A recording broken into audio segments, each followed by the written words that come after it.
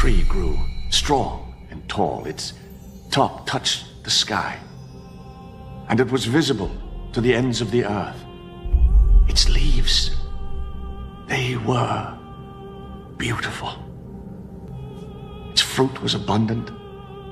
The beasts of the field took shelter under it, and the birds of the air lived in its branches, and from it every creature was fed. Then I looked again, and I saw a messenger coming down from heaven, and he cried out aloud, "Cut down the tree, trim off its branches, strip its leaves, scatter its fruit. Let the beasts flee from under it and the birds fly from its branches. But let the stump and its roots, bound in iron and brass, remain in the ground, in the grass of the field. Let it be drenched by the dew from heaven." My friend, I saw a third dream. And this dream was altogether frightful. The heavens roared and the earth roared again. Daylight failed, darkness fell, lightning flashed, fire blazed out. The clouds lowered, they rained down death. And then the brightness departed, the fire went out, and all was turned to ashes fallen about us. Let us go down from the mountain and talk this over, and consider what we should do. When they had come down from the mountain, Gilgamesh seized the axe in his hand. He felled the cedar. When Humbaba heard the noise far off, he was enraged. He cried out, "Who is this that has violated my woods, cut down my cedar?" But glorious Shamash called to them out of heaven, "Go forward, do not be afraid." But now Gilgamesh was overcome by weakness, for sleep had seized him suddenly. A profound sleep held him.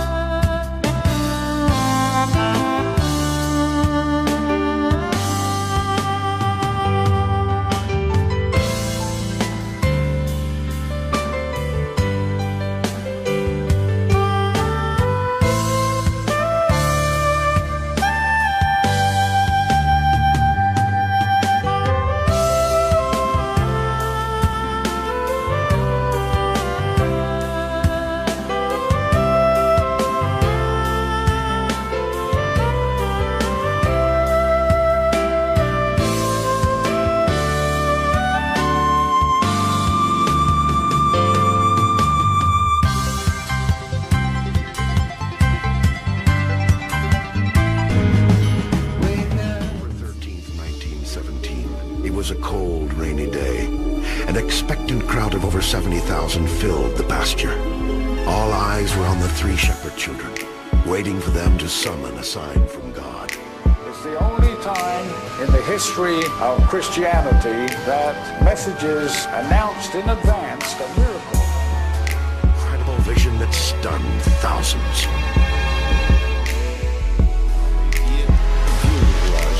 My parish priest was there, and he said that the sun detached from the sky and came down towards him. He threw himself on the ground, convinced he was going to die. Then suddenly one heard a clamor, a cry of anguish breaking from all the people. The sun, whirling wildly, seemed all at once to loosen itself from the firmament, and blood red advanced threateningly upon the earth as if to crush us with its huge and fiery weight. The sun was whirling round and round, with intense movements and different colors, looking like it is going to fall onto the earth. Fatima, Portugal, is one of Catholicism's most sacred sites. Each year, millions of people come to the basilica, known as the Sanctuary of Fatima, to pray to the Virgin Mary began to pay homage to the shepherd children of Fatima.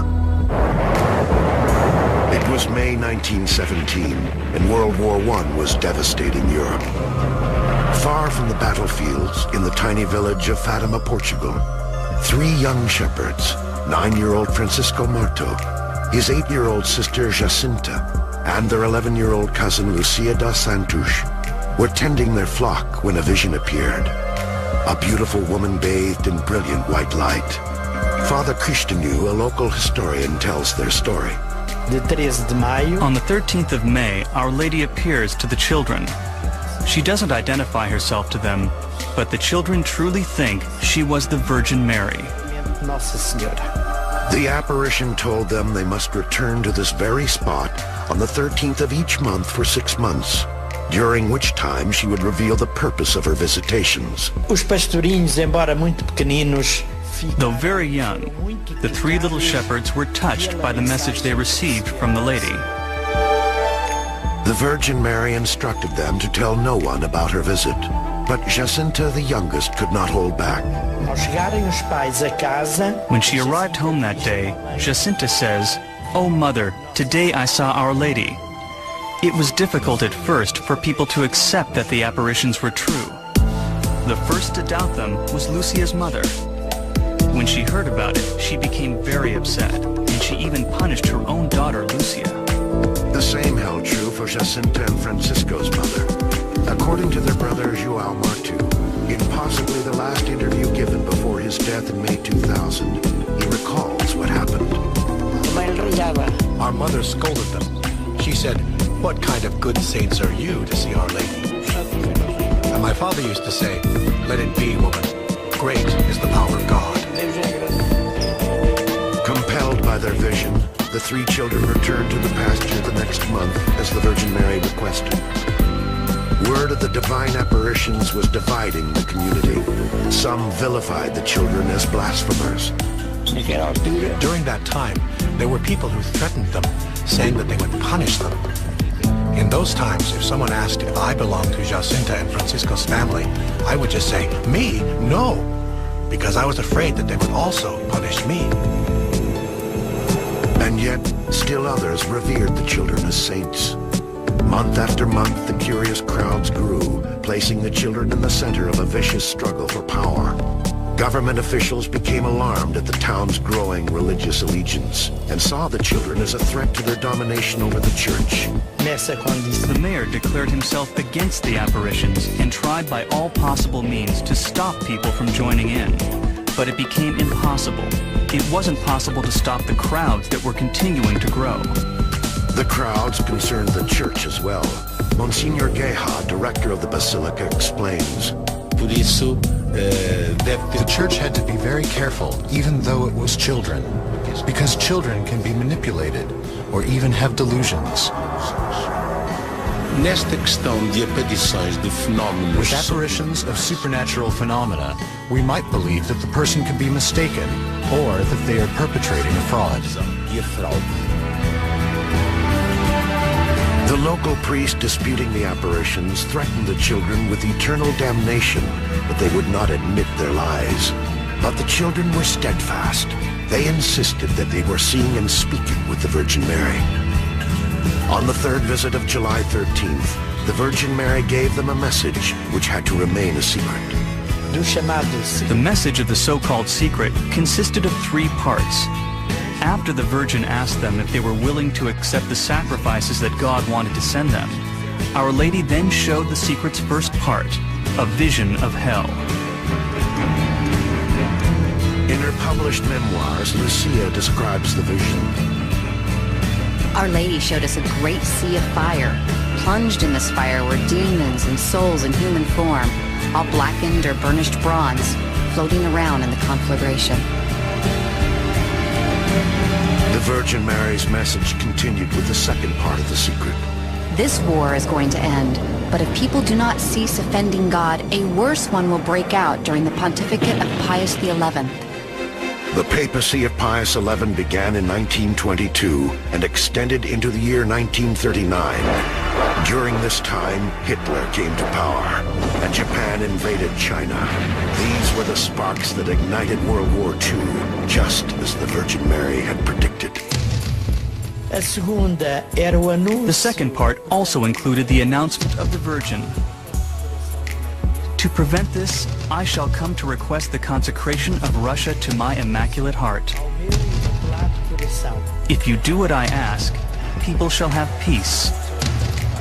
Otherwise, Russia shall spread its mistakes. The children had never heard the name Russia before. They thought it was a wicked woman in need of conversion. Of course, Russia was at that time involved in a dramatic communist revolution, which had banned religious devotion. James Hardiman, former skeptic and Fatima novelist, now sees a clear and prophetic connection between the children's message and global events. Mary said that Russia would spread its evils all over the world, and entire countries would cease to exist. And of course that happened. They vanished behind the Iron Curtain. But then Mary also prophesied that this could be reversed by consecrating Russia to the Immaculate Heart of Mary. In 1984, the Pope's call for atheist Russia's return to God would coincide with Mikhail Gorbachev's rise to power.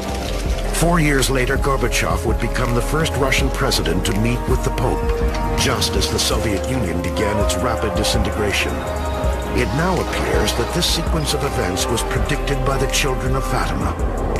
Fatima is the only time in the history of the world that current events, current affairs, political substance has been included in the messages of Mary.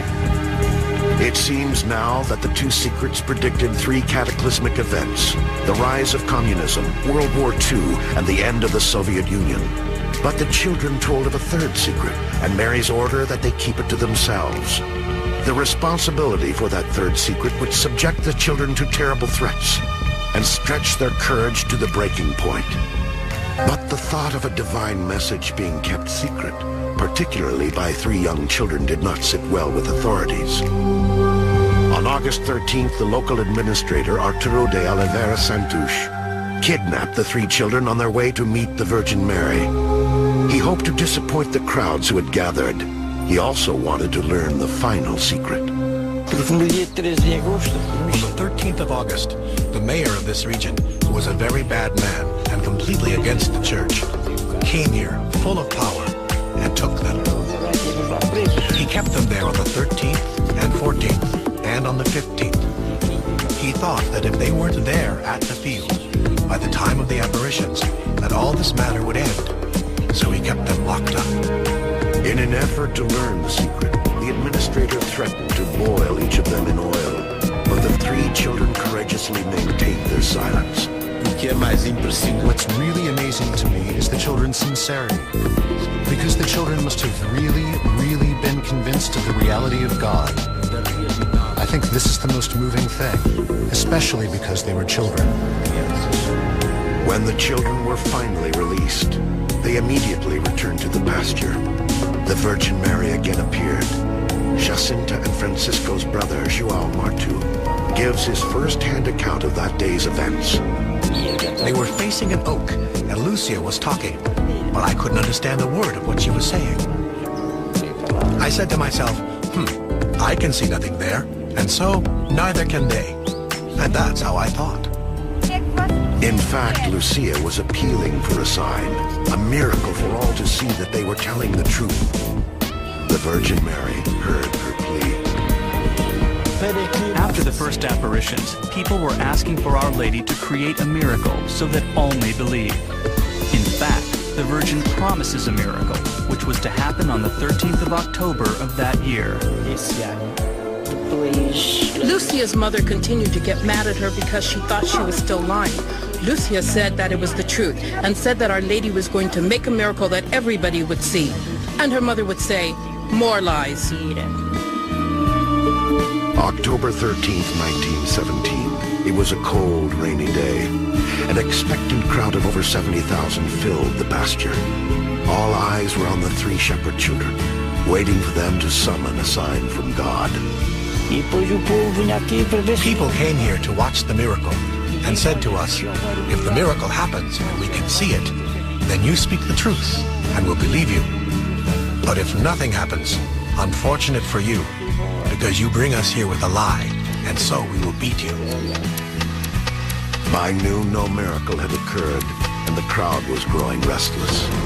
Then, suddenly, the rain stopped, and Lucia cried out, "Look at the sun!" A local newspaper reporter vividly described what happened next. The sun looked like a plaque of dull silver, and it was possible to look at it without the least discomfort. But at that moment, a great shout went up, and one could hear the spectators nearest at hand shouting, "A miracle! A miracle!" The sun was whirling round and round, with intense movements and different colors, looking like it is going to fall onto people. My parish priest was there, and he said that the sun detached from the sky and came down towards him. He threw himself on the ground, convinced he was going to die. Then suddenly one heard a clamor, a cry of anguish breaking from all the people. The sun, whirling wildly, seemed all at once to loosen itself from the firmament, and blood red advanced threateningly upon the earth as if to crush us with its huge and fiery weight. The sensation during those moments was truly terrible. Lucia's cousin Maria was a small child when she witnessed this event. Everyone was afraid when the sun appeared. People kneeled down, and everybody asked Our Lady for forgiveness. They thought Our Lady brought them there to die. The sun then returned to its proper place in the sky. 70,000 witnesses were awestruck by a vision no one could explain. It's the only time in the history of Christianity that messages announced in advance a miracle to be worked several months later so that people could come to see it. It's a very significant thing. Everybody was completely convinced that because of this marvelous thing, the facts of the apparition must be true. The miracle of the sun sanctified the pasture as holy ground. Just got one more, because you used the word Christian. Have you ever asked God for forgiveness? That's a tough question. I don't think in terms of, I'm a religious person.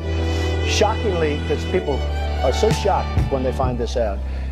I'm Protestant, I'm Presbyterian, and I go to church and I love God and I love my church. But have you ever asked God for forgiveness?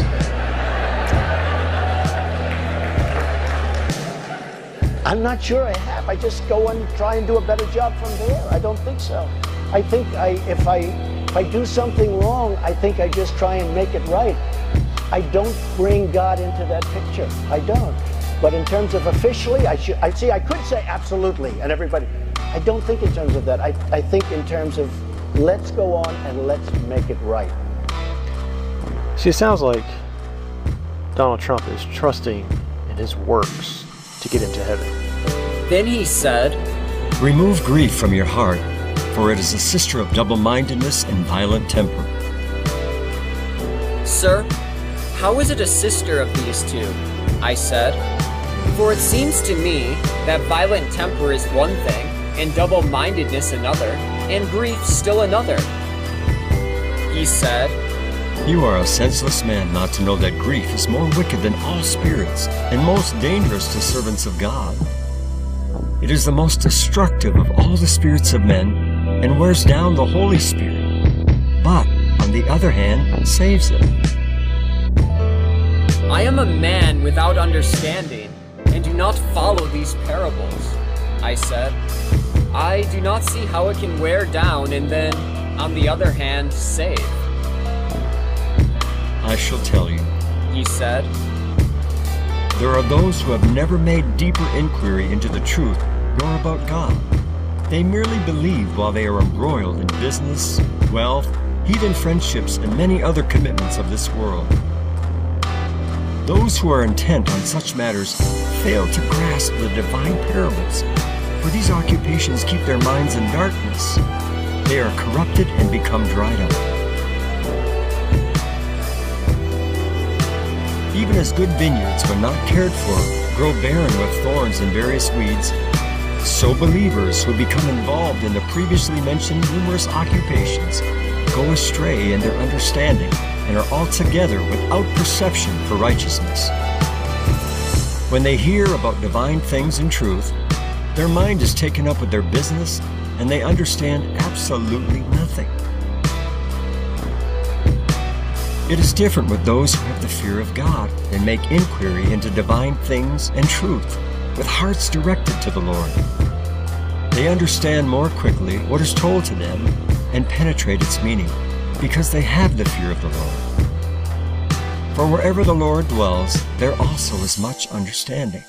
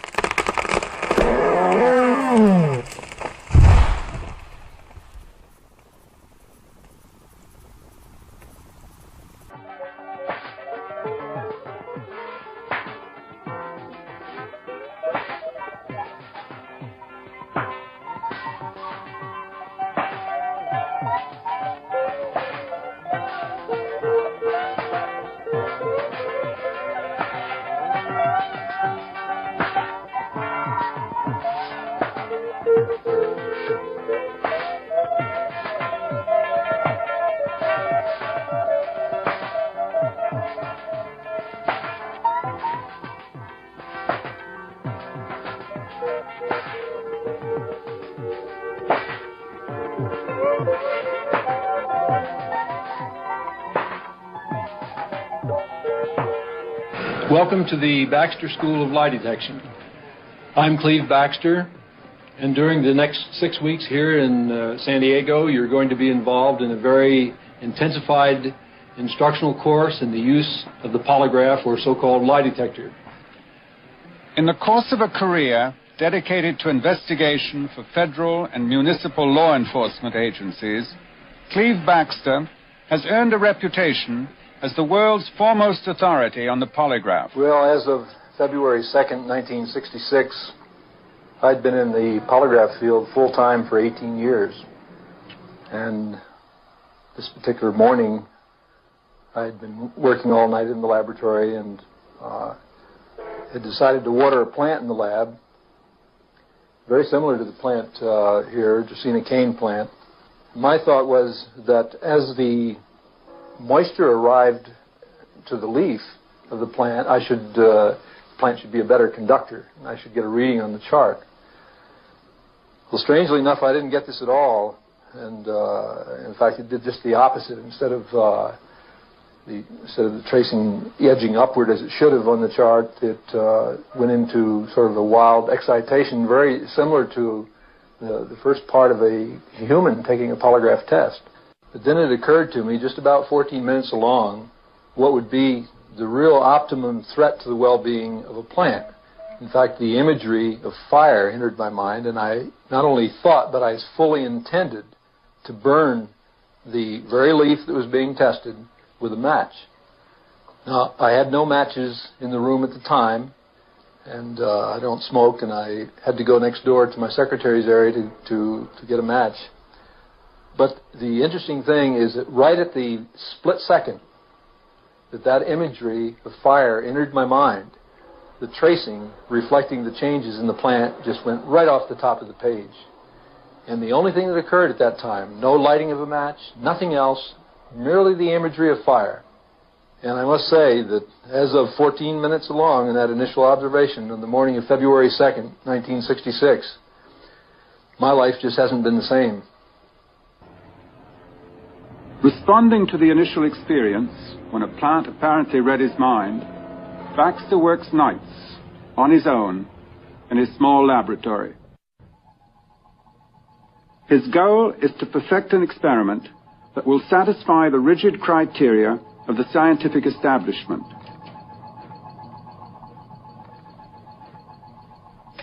Baxter hopes to show that plants react to any termination of life in their immediate environment.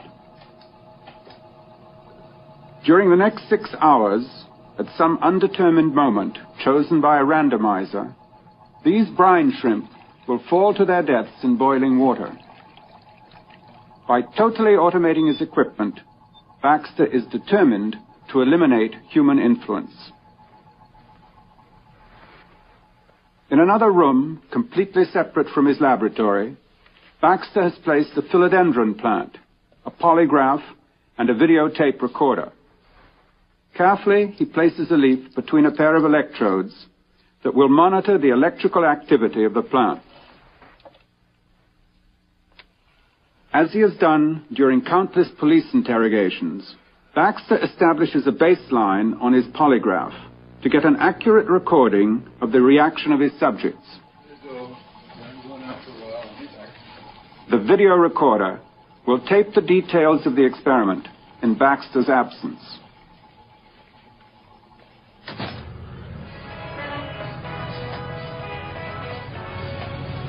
For the automation of this experiment to be successful, I have to get a certain distance away from my lab so that my consciousness won't affect the results.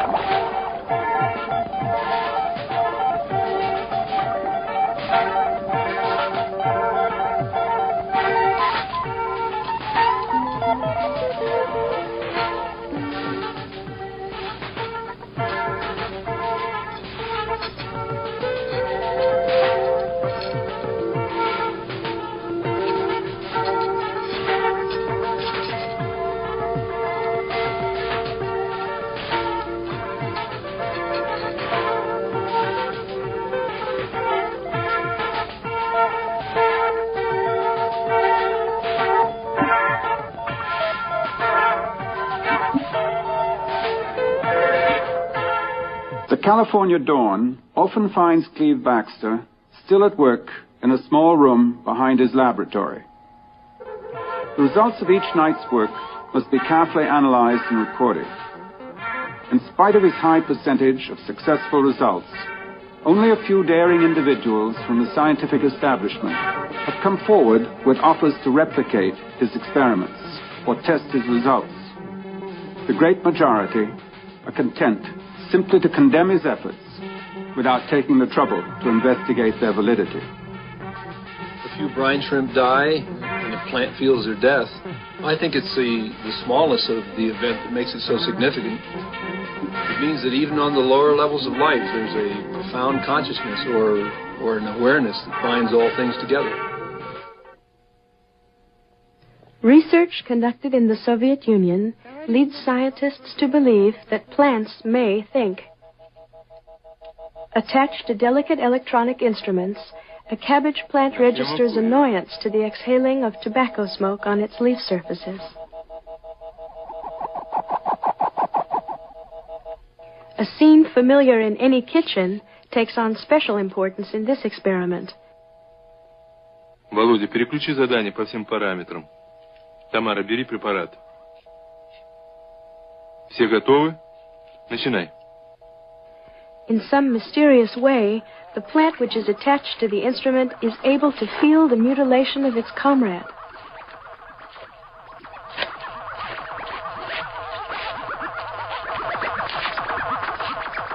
In a more advanced experiment, technicians were asked to pass through a laboratory containing 2 living cabbage plants. One of the subjects has been instructed to destroy the plant which is not attached to the electronic instruments.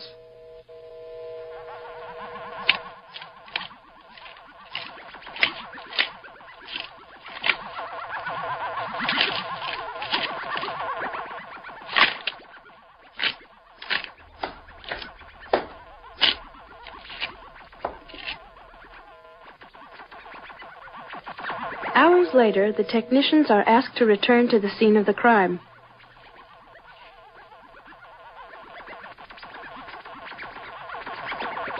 The evidence is clear. The remaining plant has correctly identified the assailant. Молодец. Ты должна быть сердитой.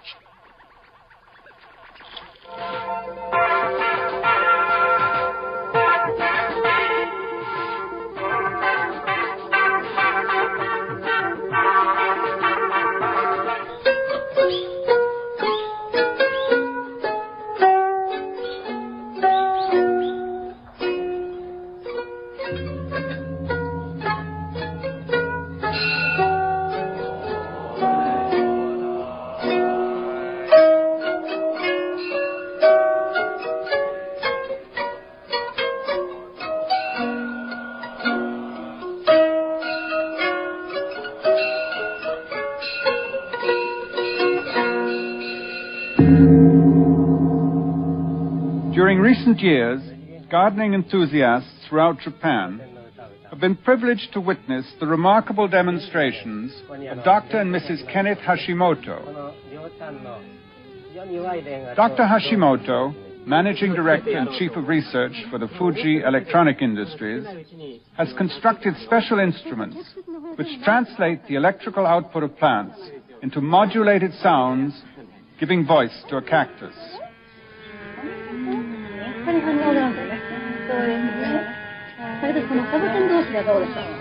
Relying on her affinity for plants, Mrs. Hashimoto looks forward to actual conversation with her cactus.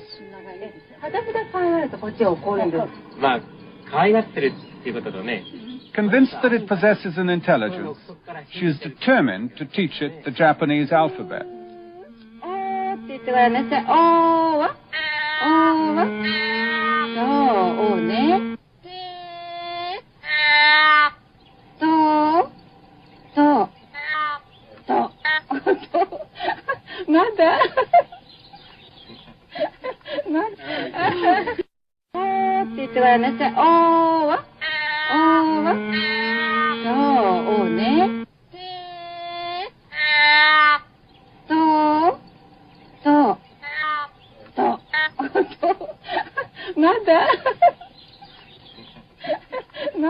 Norman Goldstein, professor of biology and expert in the new science of electrophysiology, agrees to review the results of the experiment, which will determine whether the plant Mimosa pudica actually responds to human emotions. As you can see, we have the normal copper screen and such as that Faraday cage, block out electromagnetic signals, radiations. But in addition to that, we have a plexiglass over here that blocks the wind movements and ion movements and air flows that would, shake the plant, cause abnormal signals. We also have a motion detector in here, which will allow us to look and see whether any external motions or movements have interfered with the experiment, so we can tell when the plant is actually vibrated. Where's the subject with respect to the cage now? We're going to seat him, within a few feet of the cage, probably about 5 feet. And he'll be viewing a screen. He'll be watching a stimulus movie that we're providing. Mm-hmm. And then his emotional responses should carry over into the cage here and affect the plant. That's what we're hoping for. We're going to be measuring your galvanic skin response, which means your emotional activity. Okay. Let's hope there is some. Is that too tight? No, that's great. Okay. This is going to measure your blood volume. And this will measure the muscle tension in your forehead, or the EMG. Mm-hmm. Okay? Good.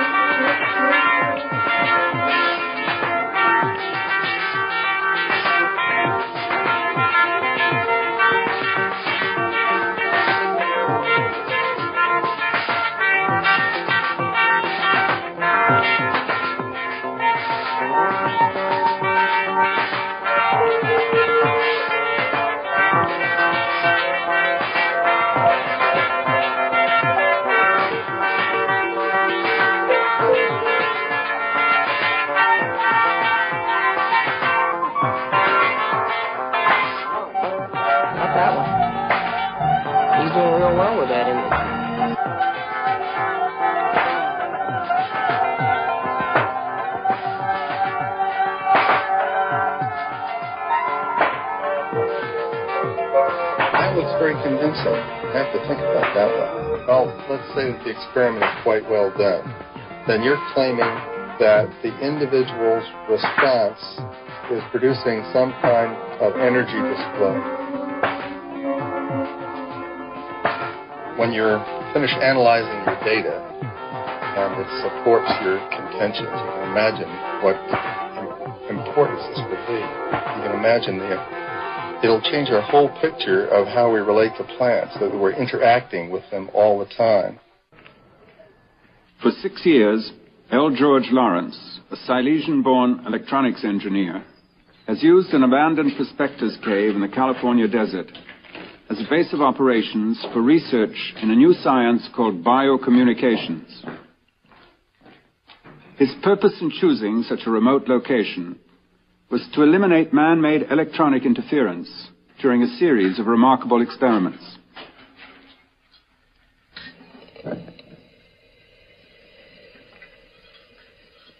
I started my work on plans in 1962 while I was an engineer in the aerospace industry. And at that time, it was one of our goals to develop jam-proof missile components. Now, after much experimentation, my attention turned to living plant material, in particular to plant leaves. Plant leaves are able to react to gravitational changes, to temperature changes, to electrostatic fields, and so on, simultaneously. Now, a man-made sensing device cannot do this.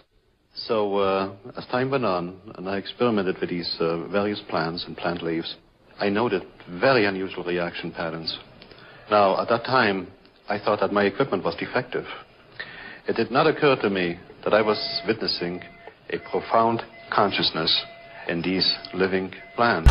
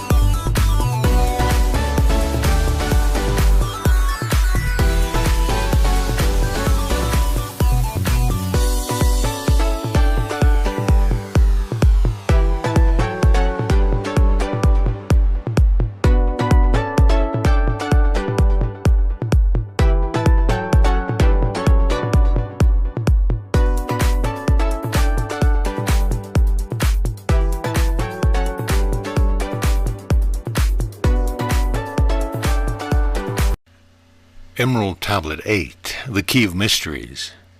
Unto thee, O man, have I given my knowledge. Unto thee have I given of light. Hear ye now and receive my wisdom brought from space planes above and beyond. Not as man am I, for free have I become of dimensions and planes. In each take on a new body. In each I change in my form. Now I know that the formless is all there is of form. Great is the wisdom of the seven. Mighty are they from beyond. Manifest they through their power, filled by force from beyond.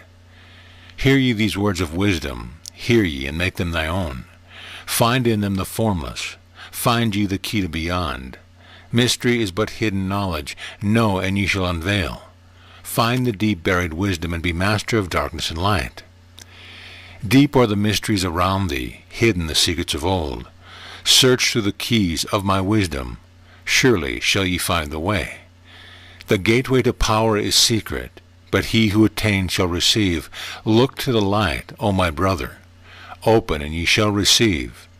Press on through the valley of darkness, overcome the dweller of the night. Keep ever thine eyes to the light plane, and thou shalt be one with the light. Man is in process of changing to forms that are not of this world. Grows he in time to the formless, a plane on the cycle above. Know ye, ye must become formless before ye are one with the light. List ye, O man, to my voice, telling of the pathways to light, showing the way of attainment, which ye shall be one with the light. Search ye the mysteries of earth's heart, learn of the law that exists. Holding the stars in their balance by the force of the primordial mist, seek ye the flame of the earth's life. Bathe in the glare of its flame, follow the three-cornered pathway until thou too art aflame. Speak thou in words without voice to those who dwell down below. Enter the blue-litten temple and bathe in the fire of all life. Know, O man, thou art complex, a being of earth and of fire.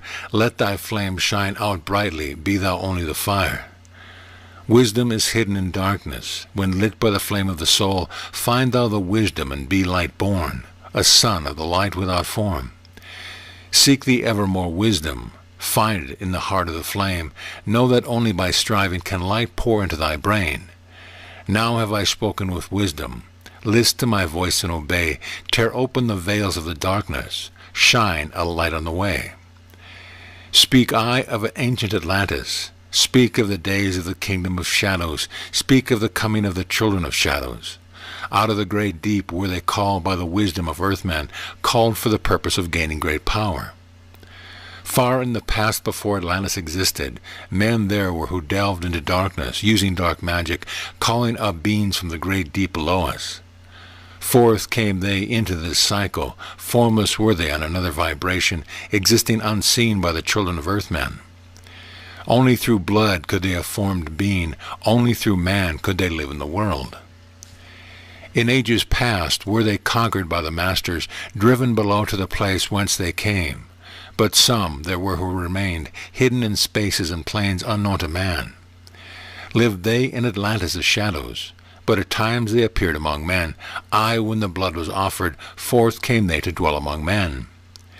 In the form of man moved they amongst us, but only to sight where they are as men. Serpent-headed when the clamor was lifted, but appearing to men as men among men. Crept they into the councils, taking forms that were like unto men. Slain by their arts the chiefs of the kingdoms, taking their form and ruling over men. Only by magic could they be discovered, only by sound could their faces be seen. Sought they from the kingdom of shadows to destroy man and rule in his place. But know ye, the masters were mighty in magic, able to lift the veil from the face of the serpent, able to send him back to his place. Came they to man and taught him the secret, the word that only a man can pronounce. Swift then they lifted the veil from the serpent and cast him forth from place among men. Yet beware, the serpent still liveth in a place that is open at times to the world. Unseen they walk among thee in places where the rites have been said. Again as time passes onward, shall they take the semblance of men. Called may they be by the masters, who knows the white or the black, but only the white master may control and bind them while in the flesh.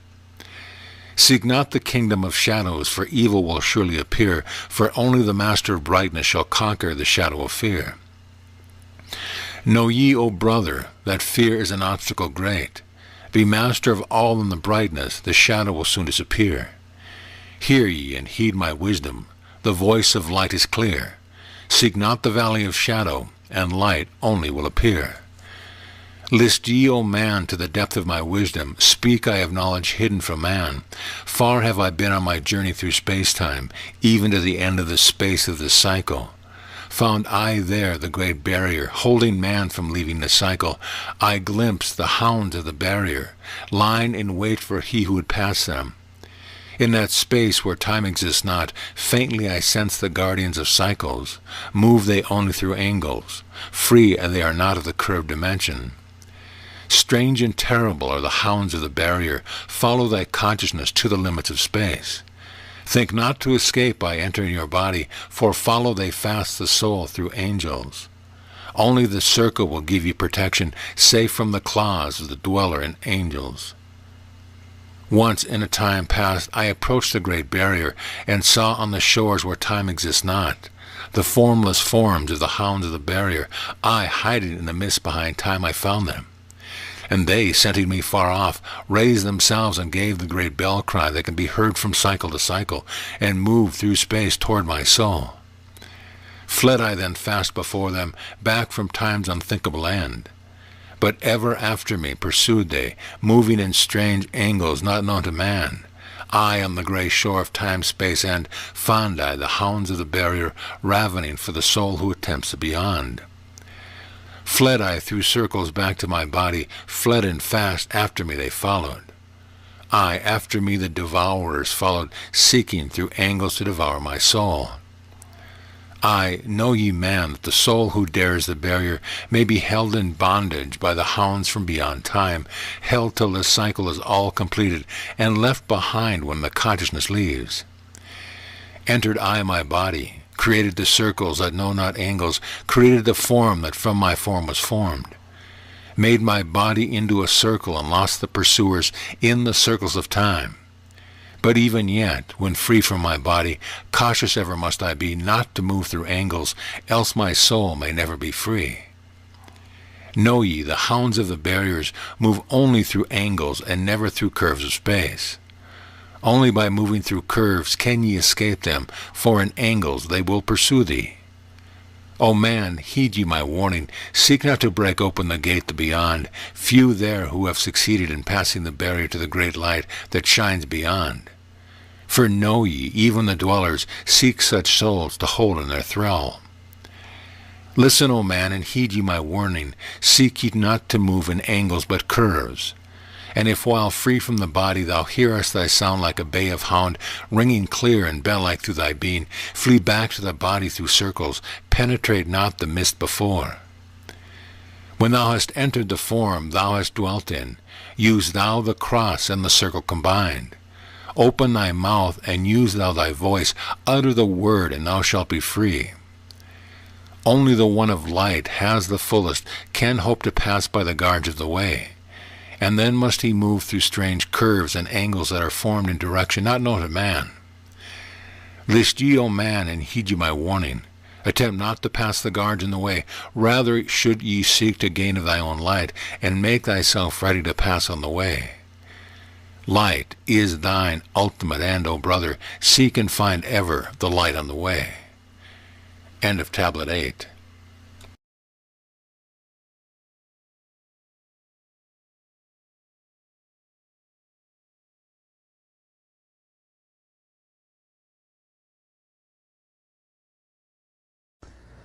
The next little demonstration we call boiling in a syringe. It's another one of those that's put away in a drawer and you can quickly grab and use when you're talking about boiling and boiling points. And most of us know that under normal atmospheric conditions, the boiling point of water is 100 degrees Celsius at 1 atmosphere. And a lot of people think if it's boiling, it's 100 degrees. Well, over here I have some water that's been heated a little bit. And actually, there's a nice thermometer here, so I'm going to look at the thermometer and see what it's telling me right now. It's cooled off some from where it was, but right now it's reading about 82 degrees Celsius. So we're going to take a syringe, And we have a little valve on the bottom of this. And we're going to pull in some liquid. Whoop, I want the 82-degree liquid. There we go. Pull in some liquid. Now, one of the vital things is to try to get rid of the air bubble at the top. So I'm going to try and just get rid of a little bit of air. There, I'm going to close it. And now we're going to reduce the pressure on the water. Remember, it's 82 degrees. So here we go. And it's boiling very, very well. Notice something else, though. It boiled very rapidly to start with. And now it's slowing down quite a bit. Now that's a little more chemistry. Because in order to make something boil, we normally end up having to heat it. Boiling is an endothermic reaction. You have to put heat into water to make it boil. So now here we weren't putting any heat into the water, so the heat must have been coming from the water itself. So the water is cooling down. And the more it cools, the harder it is to make it boil. Now let's try this at a little bit colder temperatures. I brought another jar in. This was simply taken out of the hot water tap a little while ago. And it's reading 47 degrees Celsius. So that's quite a bit colder. And so we're going to pull a little bit of water in there.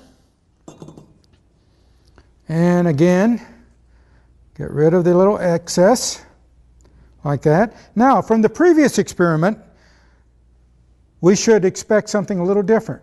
If I can make it boil, it should boil, but what should happen very quickly? It should slow down and it should stop relatively quickly. So here we go. We're ready? We're going to try it again. There it is. It's boiling, but now it's starting to slow down already. It was boiling at 48 degrees Celsius. Now, I wonder what would happen if we went colder yet. Now, this was not that easy at 48, so it's going to be harder and harder. It is possible to actually put water in a vacuum pump, and it has a pretty good what we call vapor pressure, so it's always evaporating some, so it's hard to get the pressure really low on it. But physics teachers sometimes take water in a vacuum pump, a thin layer, and they take a little beaker with sulfuric acid in it that pulls moisture out of the air rapidly, and they end up creating a vacuum, and the water actually freezes. You can freeze water by reducing the pressure on it. That's really kind of neat. Now, I don't recommend you doing that because the sulfuric acid in the vacuum pump tends to end up getting into the line and the oil of the vacuum pump, and that means your vacuum pump does not last very long, and high school principals do not like to pay for new vacuum pumps.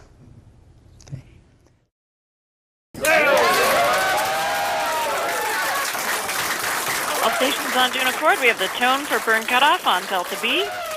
Graduate move Juno. Welcome to Jupiter. First, we have to take care of some business.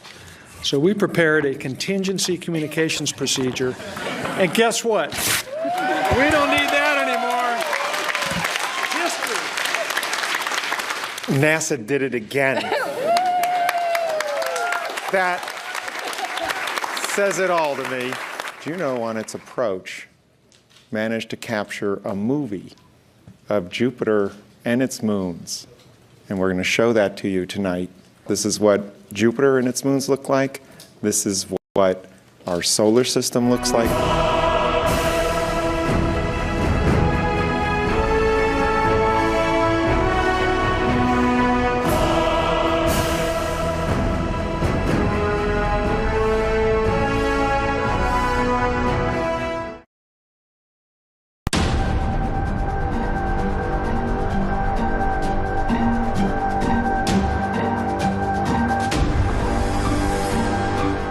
Bible verses about witchcraft.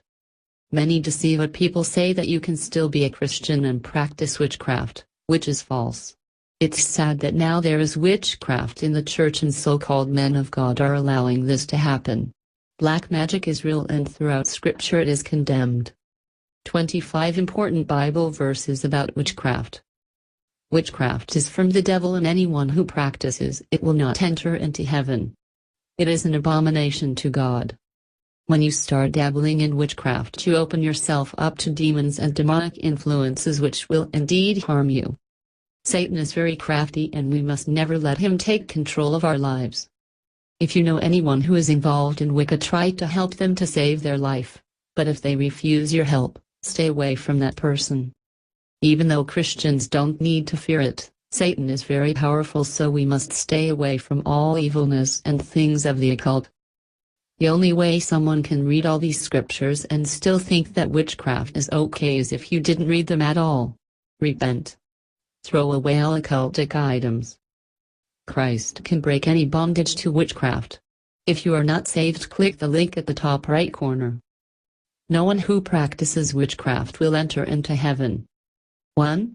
Revelation 21:27. Nothing impure will ever enter it, nor will anyone who does what is shameful or deceitful, but only those whose names are written in the Lamb's book of life. 2. Revelation 21:8. But cowards, unbelievers, the corrupt, murderers, the immoral, those who practice witchcraft, idol worshippers, and all liars, their fate is in the fiery lake of burning sulfur. This is the second death. 3. Galatians 5:19-21. Now the actions of the flesh are obvious: sexual immorality, impurity, promiscuity, idolatry, witchcraft, hatred, rivalry, jealousy, outbursts of anger, quarrels, conflicts, factions, envy, murder, drunkenness, wild partying, and things like that. I am telling you now, as I have told you in the past, that people who practice such things will not inherit the kingdom of God.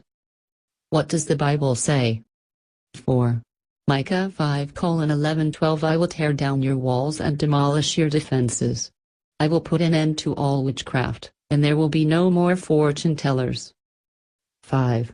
Micah 3-7. Seers will be put to shame. Those who practice witchcraft will be disgraced. All of them will cover their faces, because God won't answer them. 6. 1 Samuel 15:23. Rebellion is as sinful as witchcraft, and stubbornness as bad as worshipping idols. So because you have rejected the command of the Lord, he has rejected you as king. 7. Leviticus 19:26. Do not eat meat that has not been drained of its blood. Do not practice fortune-telling or witchcraft. 8.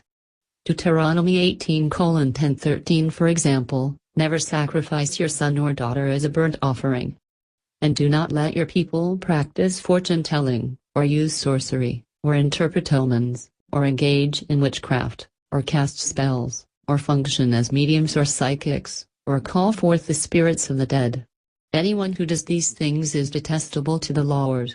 It is because the other nations have done these detestable things that the Lord your God will drive them out ahead of you.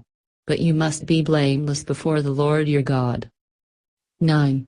Revelation 18:23. And the light of a candle shall shine no more at all in thee, and the voice of the bridegroom and of the bride shall be heard no more at all in thee, for thy merchants were the great men of the earth, for by thy sorceries were all nations deceived. 10. Isaiah 47 hours 12 minutes -14. Now use your magical charms. Use the spells you have worked at all these years. Maybe they will do some good. Maybe they can make someone afraid of you. All the advice you receive has made you tired. Where are all your astrologers, those stargazers who make predictions each month? Let them stand up and save you from what the future holds. But they are like straw burning in a fire. They cannot save themselves from the flame. You will get no help from them at all. Their hearth is no place to sit for warmth. Trust God instead. 11. Isaiah 8:19. Someone may say to you, let's ask the mediums and those who consult the spirits of the dead. With their whisperings and mutterings, they will tell us what to do. But shouldn't people ask God for guidance? Should the living seek guidance from the dead? Put to death for the sin of witchcraft. 12. Leviticus 20:26-27. You must be holy because I, the Lord, am holy. I have set you apart from all other people to be my very own. Men and women among you who act as mediums or who consult the spirits of the dead must be put to death by stoning. They are guilty of a capital offense. 13. 1 Chronicles 10:13-14. So Saul died because he was unfaithful to the Lord. He failed to obey the Lord's command, and he even consulted a medium instead of asking the Lord for guidance. So the Lord killed him and turned the kingdom over to David, son of Jesse. Should we fear the powers of Satan? No, but we should stay far from it. 14. 1 John 5:18-19. We know that whosoever is born of God sinneth not, but he that is begotten of God keepeth himself, and that wicked one toucheth him not. And we know that we are of God, and the whole world lieth in wickedness. 15.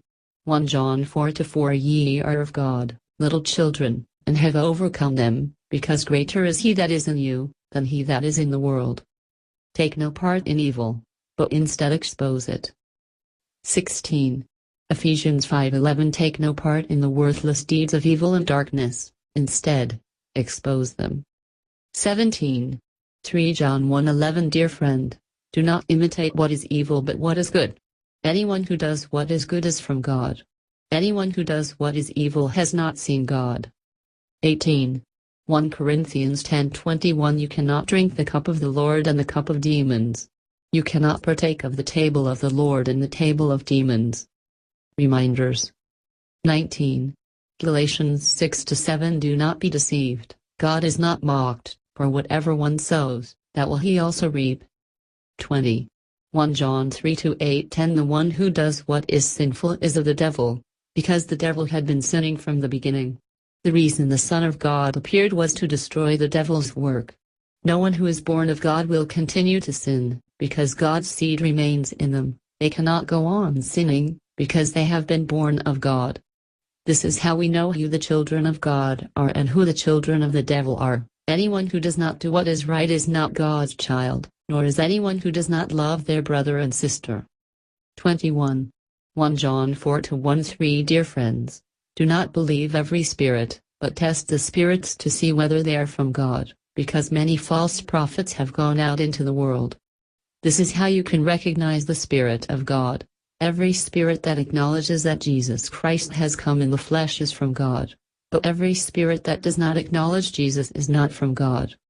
This is the spirit of the Antichrist, which you have heard is coming and even now is already in the world. Examples. 22. Revelation 9:20-21. But the people who did not die in these plagues still refused to repent of their evil deeds and turn to God. They continued to worship demons and idols made of gold, silver, bronze, stone, and wood, idols that can neither see nor hear nor walk. And they did not repent of their murders or their witchcraft or their sexual immorality or their thefts. 23. 2 Kings 9:21-22. Quick! Get my chariot ready. King Joram commanded. Then King Joram of Israel and King Ahaziah of Judah rode out in their chariots to meet Jehu. They met him at the plot of land that had belonged to Naboth of Jezreel. 22 King Joram demanded, "Do you come in peace, Jehu?" Jehu replied, "How can there be peace as long as the idolatry and witchcraft of your mother, Jezebel, are all around us?" 24. 2 Chronicles 33-6. Manasseh also sacrificed his own sons in the fire in the valley of Ben-Hinnom. He practiced sorcery, divination, and witchcraft, and he consulted with mediums and psychics. He did much that was evil in the Lord's sight, arousing his anger. 25. Nahum 3-4-5. Because of the multitude of the whoredoms of the well-favored harlot, the mistress of witchcrafts, that saith nations through her whoredoms, and families through her witchcrafts. Behold, I am against thee, saith the Lord of hosts, and I will discover thy skirts upon thy face, and I will show the nations thy nakedness, and the kingdoms thy shame.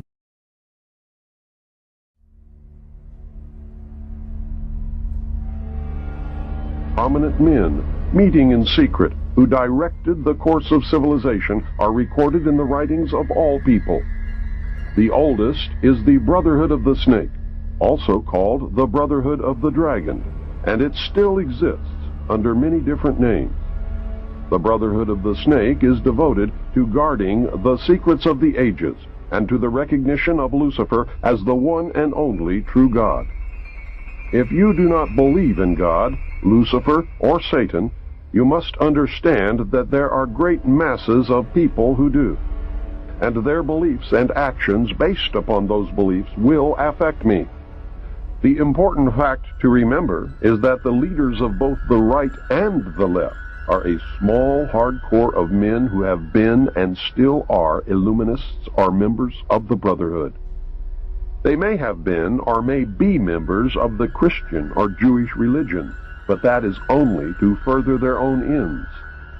They are and always have been Luciferian and internationalist. They give allegiance to no particular nation, although they have used, on occasion, nationalism to further their causes. Their only concern is to gain greater economic and political power. The ultimate objective of the leaders of both groups is identical. They are determined to win for themselves undisputed control of the wealth, natural resources, and manpower of the entire planet. They intend to turn the world into their conception of a Luciferian totalitarian socialist state. In the process, they will eliminate all Christians, Jews, and atheists. You have just learned one, but only one, of the great mysteries. But now it had to change. Lucifer says we have to make sure that people, humans, get to believe that Satan and his angels do not really exist.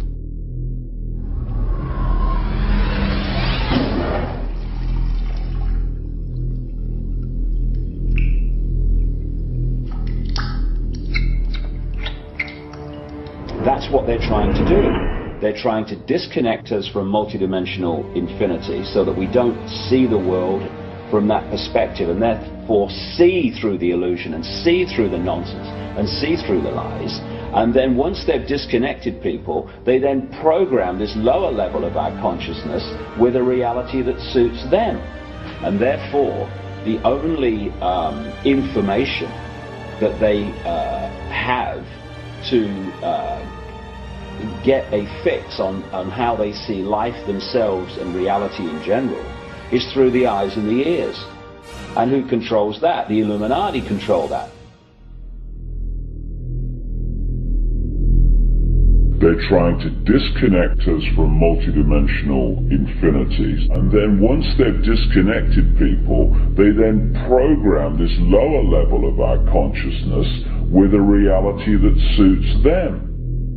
If there's a reality out there pertaining to any alien influence, we need to sort out the government misinformation and disinformation and mind manipulation techniques that they're using. I know for a fact that the plan is to make all of us feel totally helpless, that what's happening is beyond our realm to affect because we've been taken over by aliens, that our Independence Day is dawning.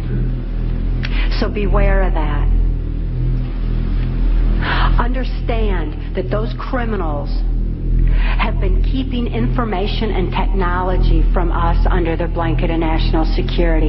They are 25 years ahead of us at least. They're way ahead.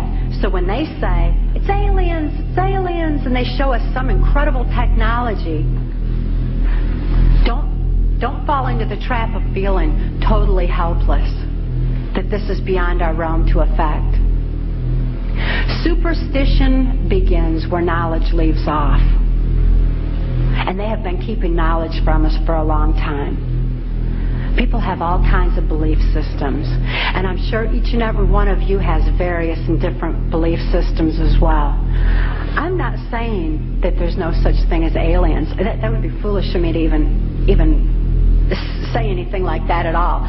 But what I am saying is that it was my experience that these were people claiming to be aliens.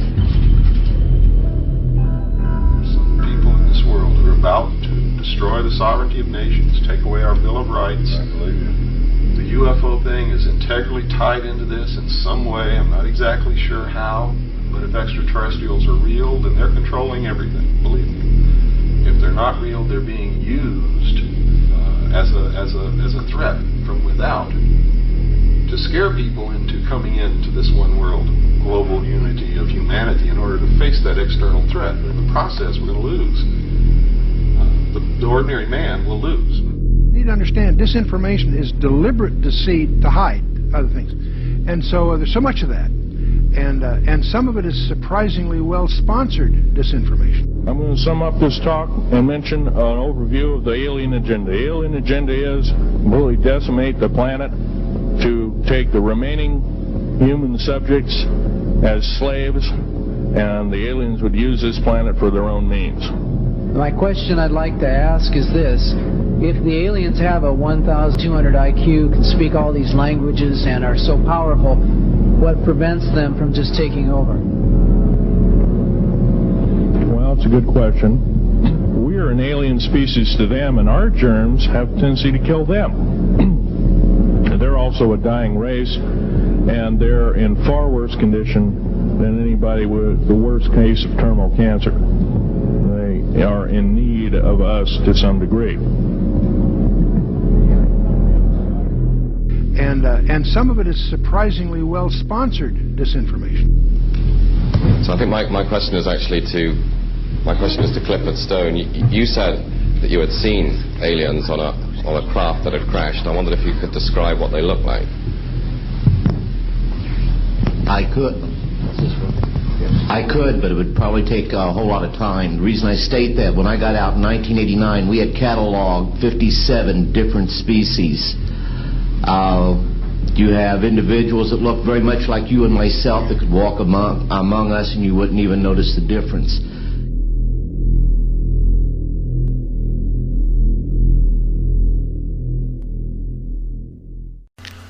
Supplementary Emerald Tablet 14.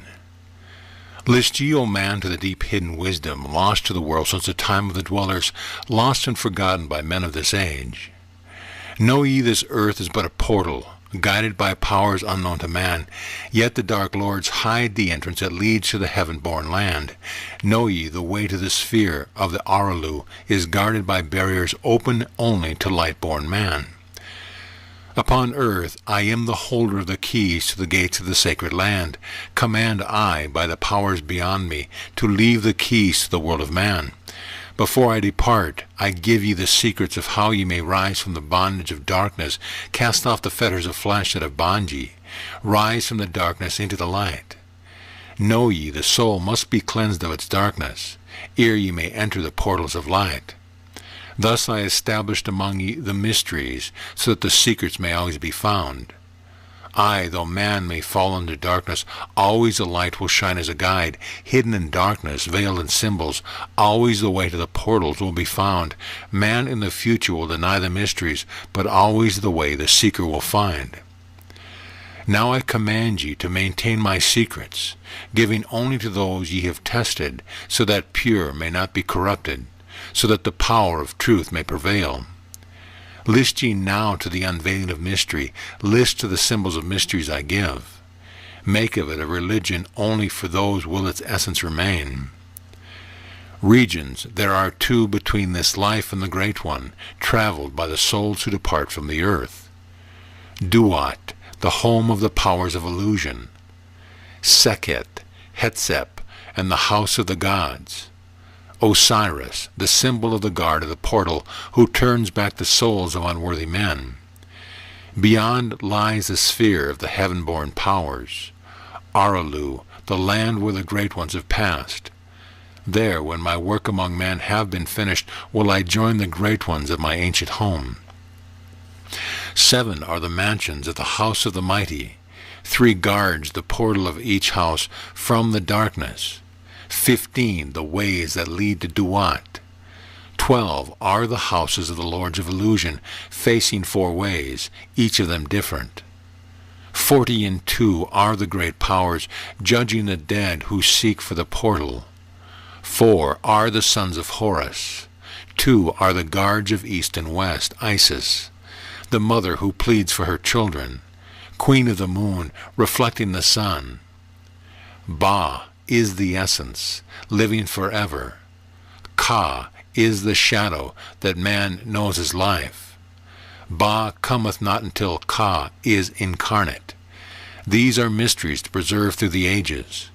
Keys are they of life and death. Hear ye now the mystery of mysteries. Learn of the circle beginningless and endless, the form of He who is one and in all. Listen and hear it, go forth and apply it. Thus will ye travel the way that I go, mystery in mystery, yet clear to the light born, the secret of all I now will reveal. I will declare a secret to the initiated, but let the door be wholly shut against the profane. 3 is the mystery, come from the Great One. Hear, and light on thee will dawn. In the primeval dwell 3 unities. Other than these none can exist. These are the equilibrium, source of creation. One God, one truth, one point of freedom. 3 come forth from the 3 of the balance, all life, all good, all power. 3 are the qualities of God in his light home, infinite power, infinite wisdom, infinite love. 3 are the powers given to the masters to transmute evil, assist good, use discrimination. 3 are the things inevitable for God to perform, manifest power, wisdom, and love. 3 are the powers creating all things, divine love possessed of perfect knowledge, divine wisdom knowing all possible means, divine power possessed by the joint will of divine love and wisdom. 3 are the circles or states of existence, the circle of light where dwells nothing but God, and only God can traverse it. The circle of chaos where all things by nature arise from death, the circle of awareness where all things spring from life. All things animate are of 3 states of existence, chaos or death, liberty in humanity, and felicity of heaven. 3 necessities control all things, beginning in the great deep, the circle of chaos, plenitude in heaven. 3 are the path of the soul, man, liberty, light. 3 are the hindrances, lack of endeavor to obtain knowledge, non-attachment to God, attachment to evil. In man, the 3 are manifest. 3 are the kings of power within. 3 are the chambers of the mysteries, found yet not found in the body of man. Hear ye now of He who is liberated, free from the bondage of life into light. Knowing the source of all worlds shall be open, aye, even the gates of Aralu shall not be barred. Yet heed, O man, who wouldst enter heaven, if ye be not worthy, better it be to fall into the fire. Know ye, the celestials pass through the pure flame. At every revolution of the heavens they bathe in the fountains of light. List ye, O man, to this mystery. Long in the past, before ye were man born, I dwelled in ancient Atlantis. There in the temple I drank of the wisdom, poured as a fountain of light from the dweller. Give the key to descend to the presence of light in the great world. Stood I before the Holy One, enthroned in the flower of fire. Veiled was he by the lightnings of the darkness, else my soul by the glory had been shattered. Forth from the feet of his throne, like the diamond, rolled forth 4 rivers of flame from his footstool. Rolled through the channels of clouds to the man-world, filled was the hall with spirits of heaven. Wonder of wonders was the starry palace. Above the sky, like a rainbow of fire and sunlight, were formed the spirits. Sang they the glories of the Holy One. Then from the midst of the fire came a voice, Behold the glory of the first cause. I beheld that light, high above all darkness, reflected in my own being. I attained, as it were, to the God of all gods, the Spirit Son, the sovereign of the sun sphere. Again came the voice, There is one, even the first, who hath no beginning, who hath no end, who hath made all things, who govern all, who is good, who is just, who illumines, who sustains. Then from the throne there poured a great radiance, surrounding and lifting my soul by its power. Swiftly I moved through the spaces of heaven. Shown was I the mystery of mysteries, shown the secret heart of the cosmos. Carried was I to the land of Aralu, stood before the lords in their houses. Opened they the doorway so I might glimpse the primeval chaos, shuddered my soul to the vision of horror, shrank back my soul from the ocean of darkness. Then saw I the need for the barriers, saw the need for the lords of Aralu.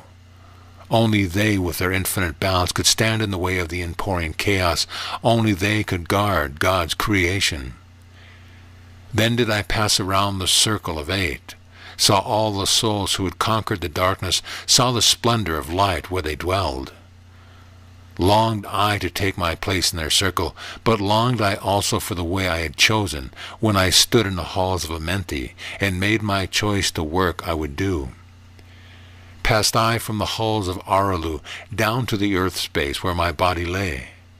Arose I from the earth where I rested, stood I before the dweller, gave my pledge to renounce my great right until my work on earth was completed, until the age of darkness be past.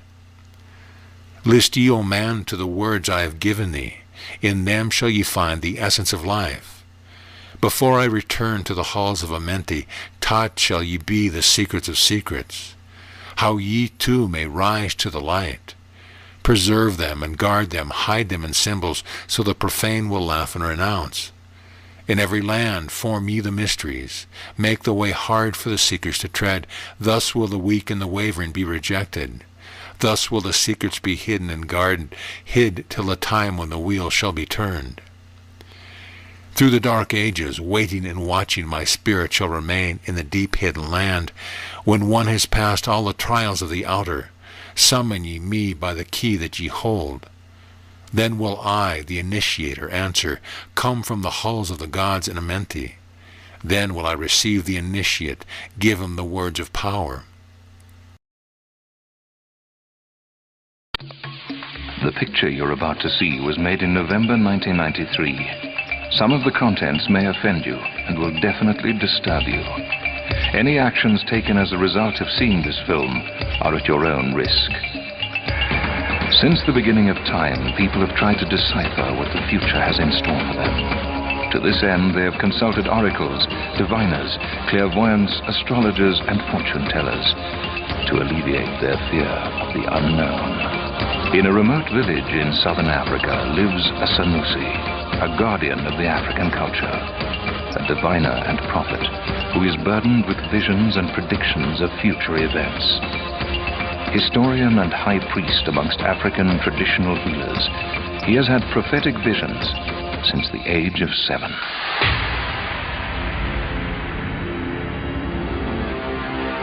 Just before he experiences a vision, colors start swirling around him. Then, as though he has been transported through time and space, he finds himself in another dimension. During these visions, he becomes the character featured.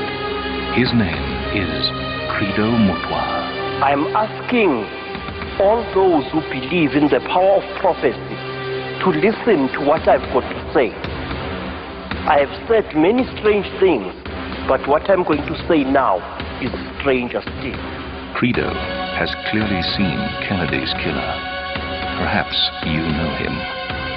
I was shown a man called John Fitzgerald Kennedy. The vision told me a very strange thing. 3 men were chosen to destroy this man of light. The murderers who killed Kennedy laid their plans not in the United States, but in a city that I once visited, the city of London. The man who shot President Kennedy from behind had fought in the Korean War. I was shaken when I realized that the man who had killed Kennedy was still alive. And he is also one of the men who planned the downfall of President Nixon, who are planning treason against President Clinton. The second man had also been a soldier or a policeman, and he is dead. And poor Harvey Oswald, that stupid warped maniac, he got killed because the man who really had the deadly gun which destroyed the president's head had to be protected at all costs. He is now a man in his 70s and is a great officer in the Army of the United States. He lives in the west coast of the United States. He is a strong man who loves to catch fishes. And when he hears my words, he will know that I'm talking to him. I see you. Your face is big and strong, but fleshy now. Your hair is thinning.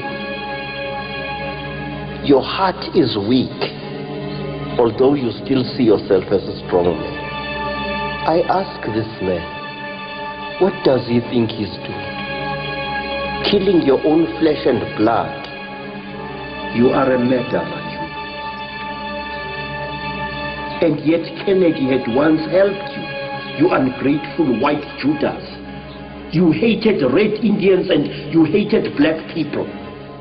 You wanted America to stay in a war that she was not bound to win. You son of 1,000 monsters. And may as you die, the last face you see be my own. A sinister murder was made to look like suicide. Kennedy had had a secret lover, a beautiful woman, a lost woman, a woman of fire and ice, a woman called Norma Jean, whose other name was Marilyn of Monroe. As a warning to Kennedy, a group of murderers sent by the shadowy people who control things in the United States and elsewhere gave her a drink of a terrible medicine which caused such pain within her. It was like as if she was giving birth to a child. But they put a pillow over the beautiful one. They smothered her and they did not even give her the right to scream to her ancestors for mercy. She died a horrible death, alone, she who shared Kennedy's dream. Credo predicted Dr. Verwoerd's assassination 6 months before it happened, but no one believed him. I told them that Dr. Verwoerd was going to die, and he would die from a knife wound. And one of the white gentlemen told me angrily not to talk rubbish. You know, I never thought of it, that something could happen like that, you know.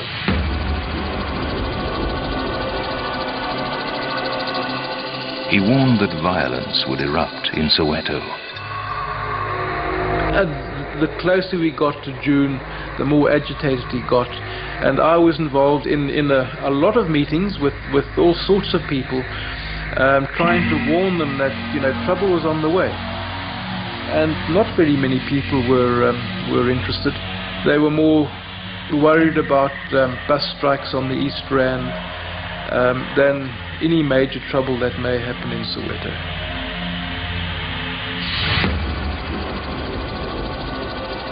A member of the Bophuthatswana government asked Credo to predict what would happen in the country. I spoke to him, I think that must have been about December 1987, and I wanted him to predict what was going to happen the following year. He said, well, there was going to be a lot of upheaval, where attempts would be made to unseat the government.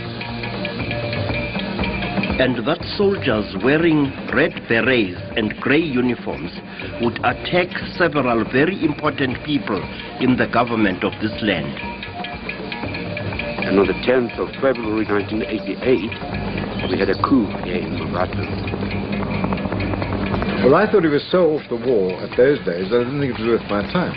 There was never any doubt in my mind that if Credo said something, it had to be taken seriously. No, he was quite right there, I'm telling you. Credo foresaw George Bush's future role in the United States. Credo correctly predicted that George Bush would become president. Not only was this said well in advance of the American elections, but even during an earlier period of time when Credo visited the United States, years before he threw the bones and said to George Bush that he would attain the highest office of the land. Clearly, his voice must be heard. Credo has made startling revelations about the critical role Princess Diana and Prince Charles will play in the future of Great Britain. Princess Diana's star will actually overshadow that of her husband. People will look upon her as the Princess of Wales and him as the non-entity. Princess Diana is unwell because she is afraid to face the life that she is leading. She is a child who should have lived in a peaceful cottage, but she has been thrown into the glare of unsought publicity. She is like a little butterfly caught in a furnace. I am sorry for her, but I'm just as sorry for Charles, because I do not see him wearing the crown of the ancient kings of England. I am sorry for him because one day people will say that he was the man whose actions seriously weakened the British monarchy. The world will blame him for the disintegration of the British monarchy and nobility somewhere in the 21st century. It was wrong for Charles and Diana to separate. They should have stayed together. They should have tried to love and understand and forgive each other. But they did not. And as a result, they have set the wheels in motion for an incident in which the lives of Prince William will be seriously threatened. When that little boy reaches his 13th or 14th year, an attempt will be made to either kidnap or to kill him. Madmen from Ireland, men who will be resisting the unity of Ireland, will be responsible for this.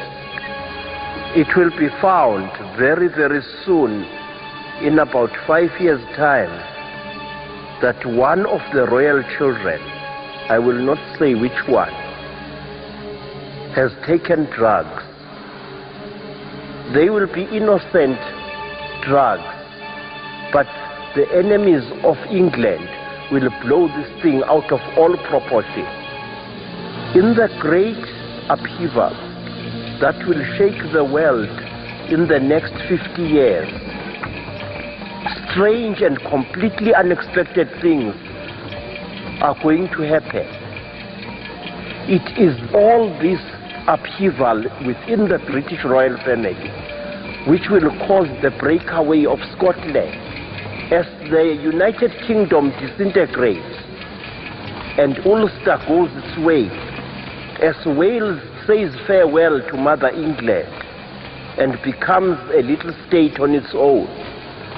So will mighty Canada break away from the British Commonwealth. Let me tell you that 2 other countries will do the same. One of these countries will be Australia, and the other will be New Zealand.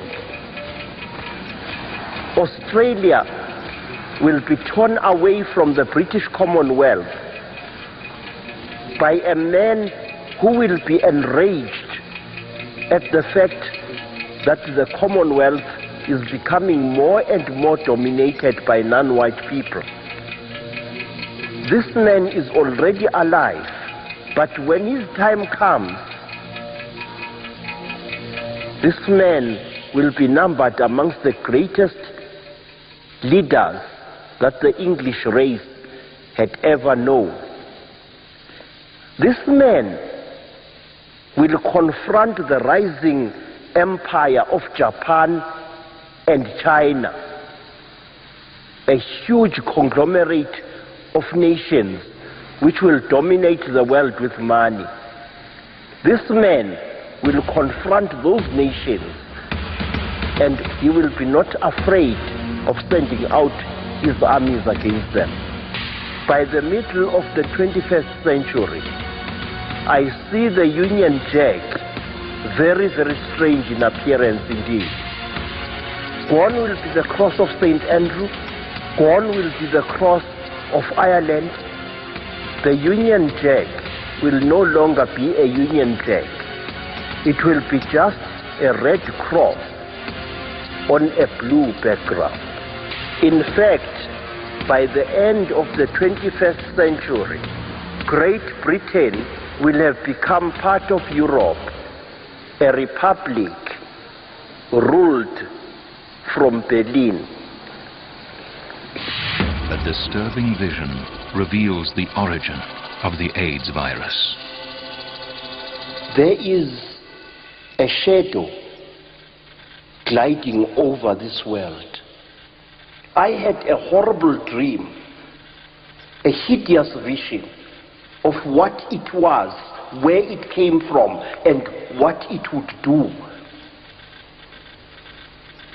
I was shown a laboratory somewhere in the United States of America. I was shown scientists of several nations, French, British, and American and Canadian, all collaborating in a hideous experiment which was to introduce diseases which would wipe out whole armies, which would debilitate whole populations in times of war. And one of these diseases is the thing we call AIDS. AIDS is a man-made disease created as a weapon of war which proved so terrible that it had to be abandoned. They could not destroy the virus. They gave it to a firm of toxic waste disposers.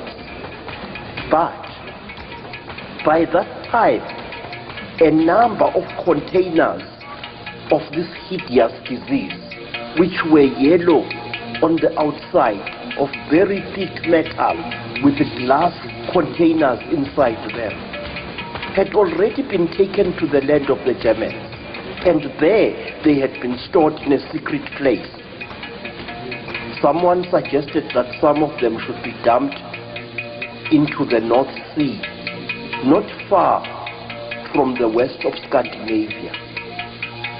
But others said no, they should be taken with other poisonous waste to third world countries and buried there. A ship came from Europe bearing these containers, and one of them had a fault in its lid. A little accident occurred and a sailor touched one of the yellow cylinders and was contaminated by it through cuts in his hands.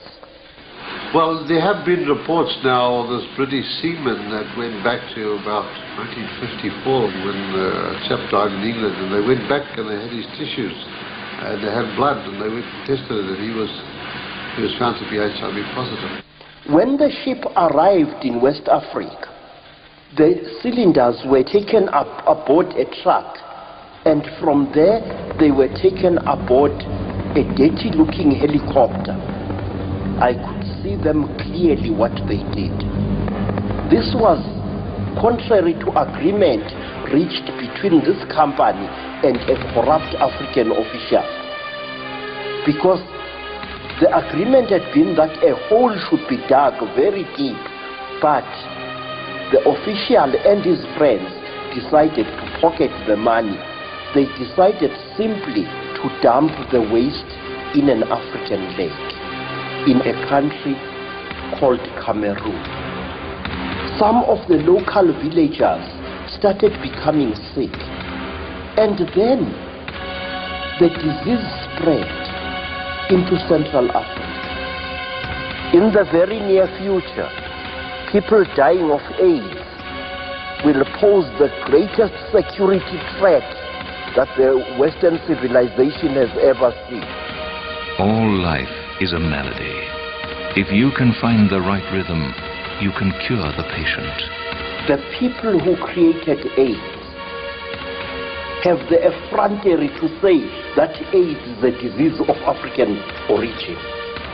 Have the cheek to say that AIDS was created by God in order to put an end to promiscuity on this planet, which is absolute nonsense. What I find most horrifying is that the same people are telling us a blatant lie that AIDS is incurable. It is curable. It can be cured, but not by drugs. My visions tell me, in order to cure AIDS, sound in various forms must be used. If the sound is carefully calculated, the sound would be capable of destroying the AIDS viruses within the human being without endangering the human being at all. Credo has had precise visions of how, when and where World War III will begin and spread. I am shown that in the very near future,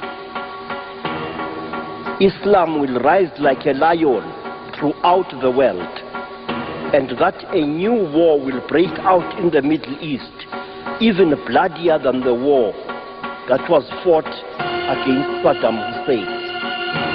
A great Middle Eastern nation, I think it is Iran, will go all out to acquire atomic power.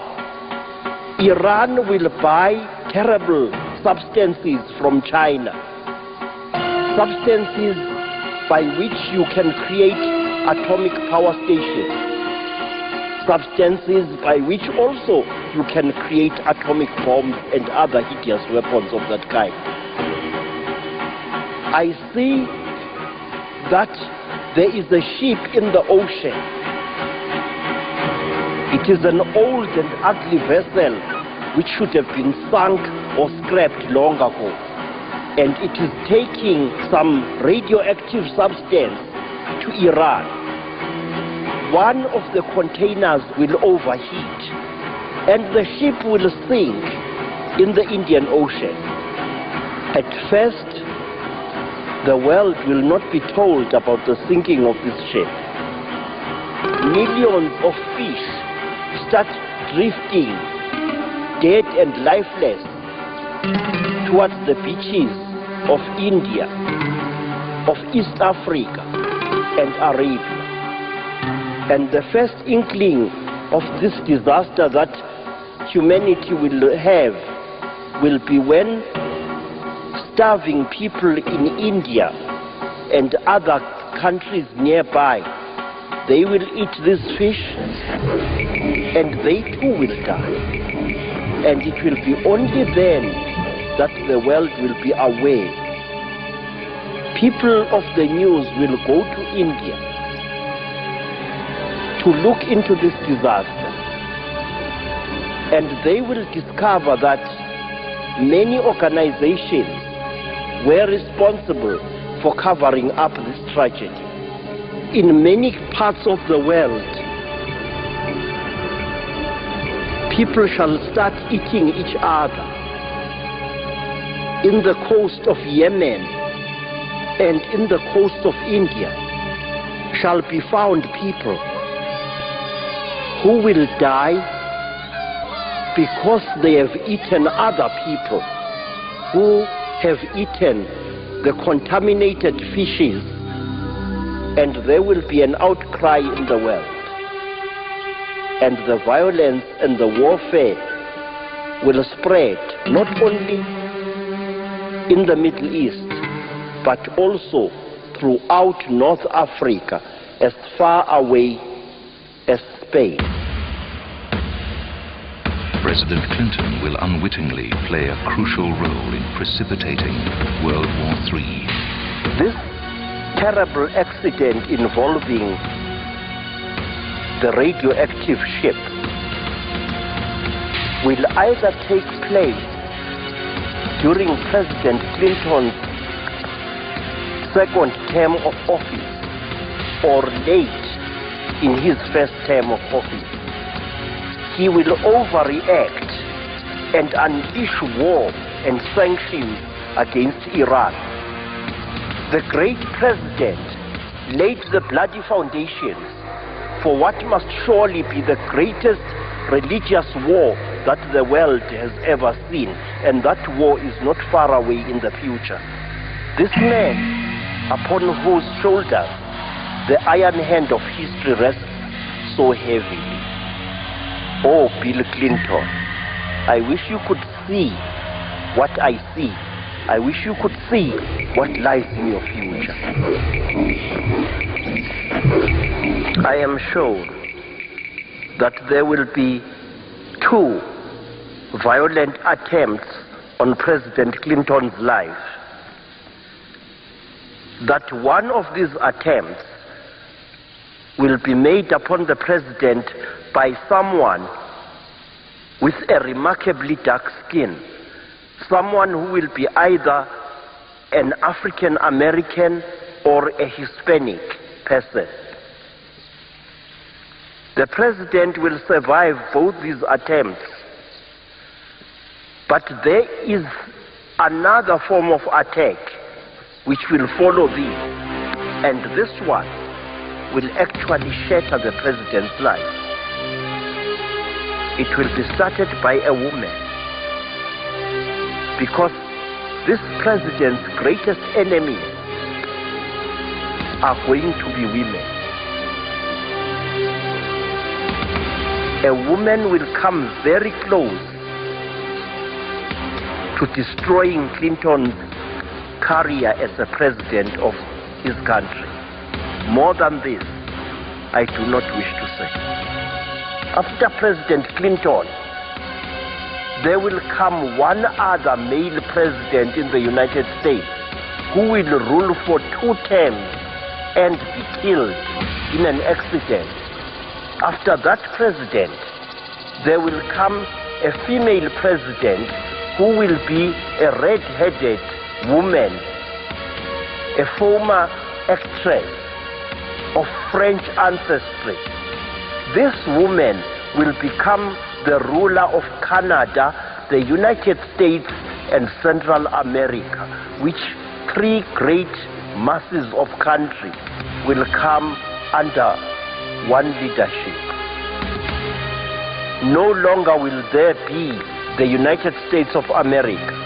No longer will there be the Dominion of Canada. The whole country will simply be called the American Federation. A powerful German leader will unite Europe and Great Britain. Somewhere in the early years of the 21st century, Europe will become one republic. She will fall under the shield of Germany, because a mighty ruler will emerge in Germany. In fact, he is already there.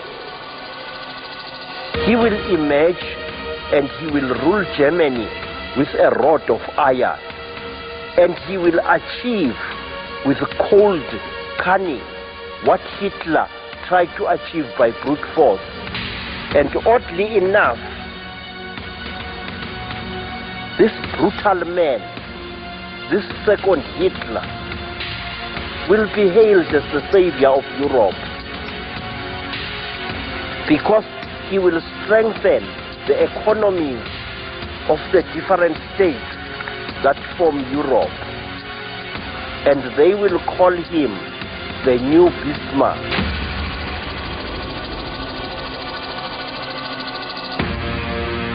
The United Nations will crumble, and in its place there will be a new League of Nations. Very, very soon the United Nations is going to fall into pieces. In Europe, there will come a new league whose flag will be blue, with a large 4-pointed star in the center. I see this flag waving with menace over Africa and over the Middle East and over India and over Australia.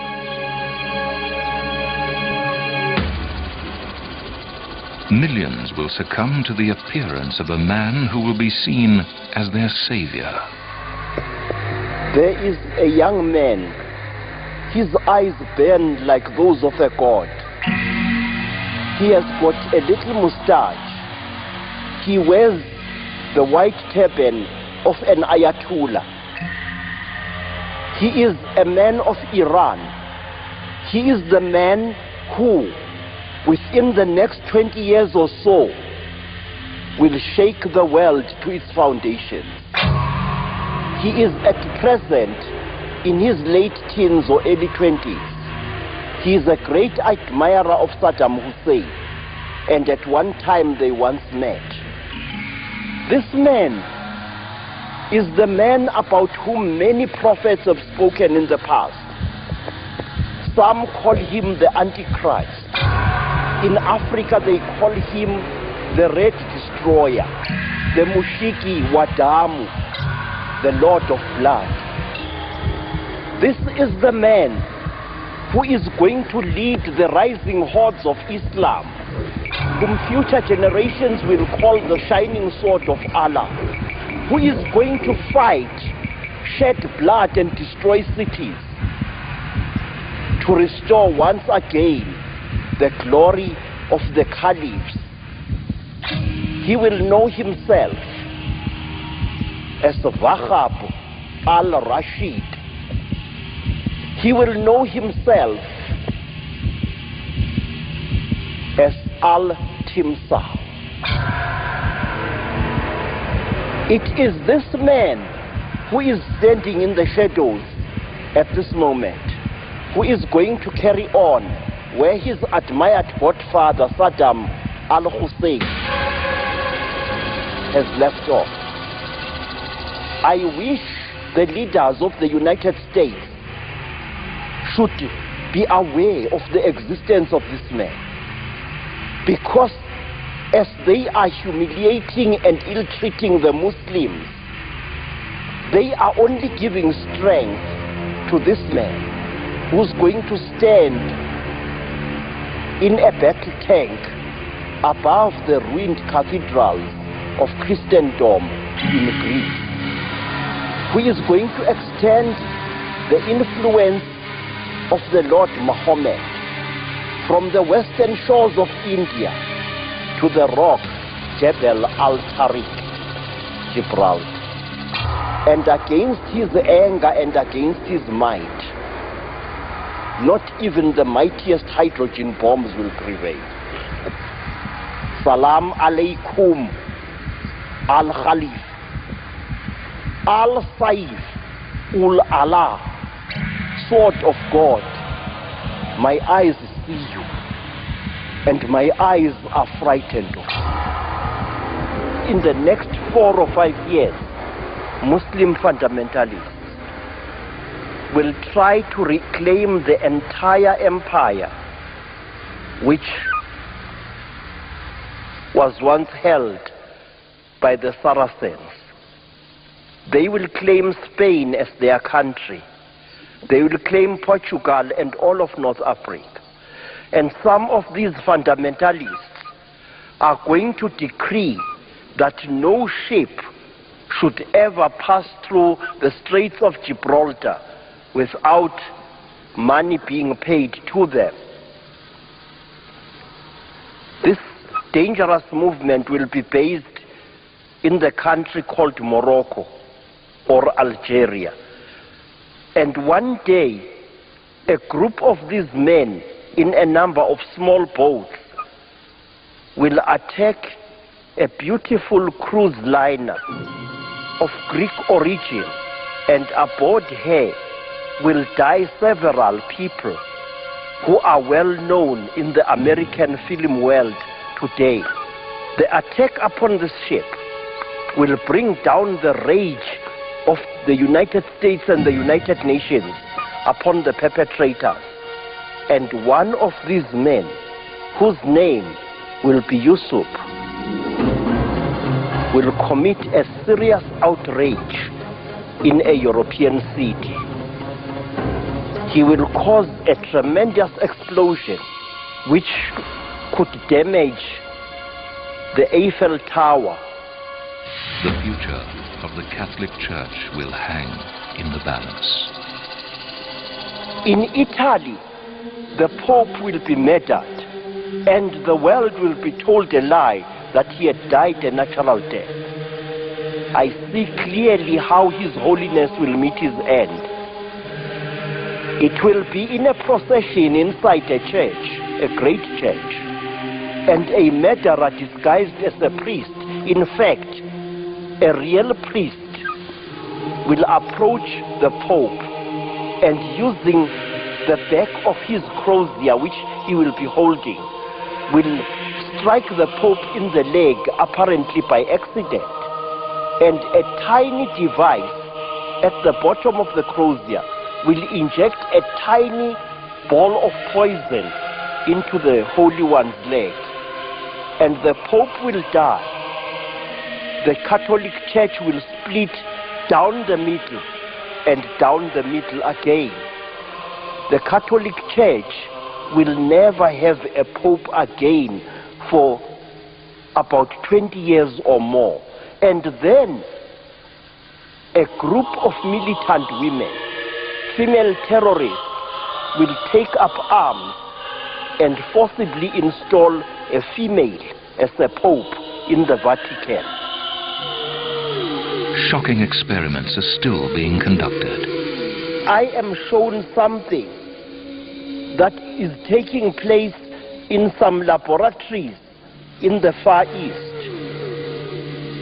Experiments which are aimed at creating a new race of people which can survive underwater.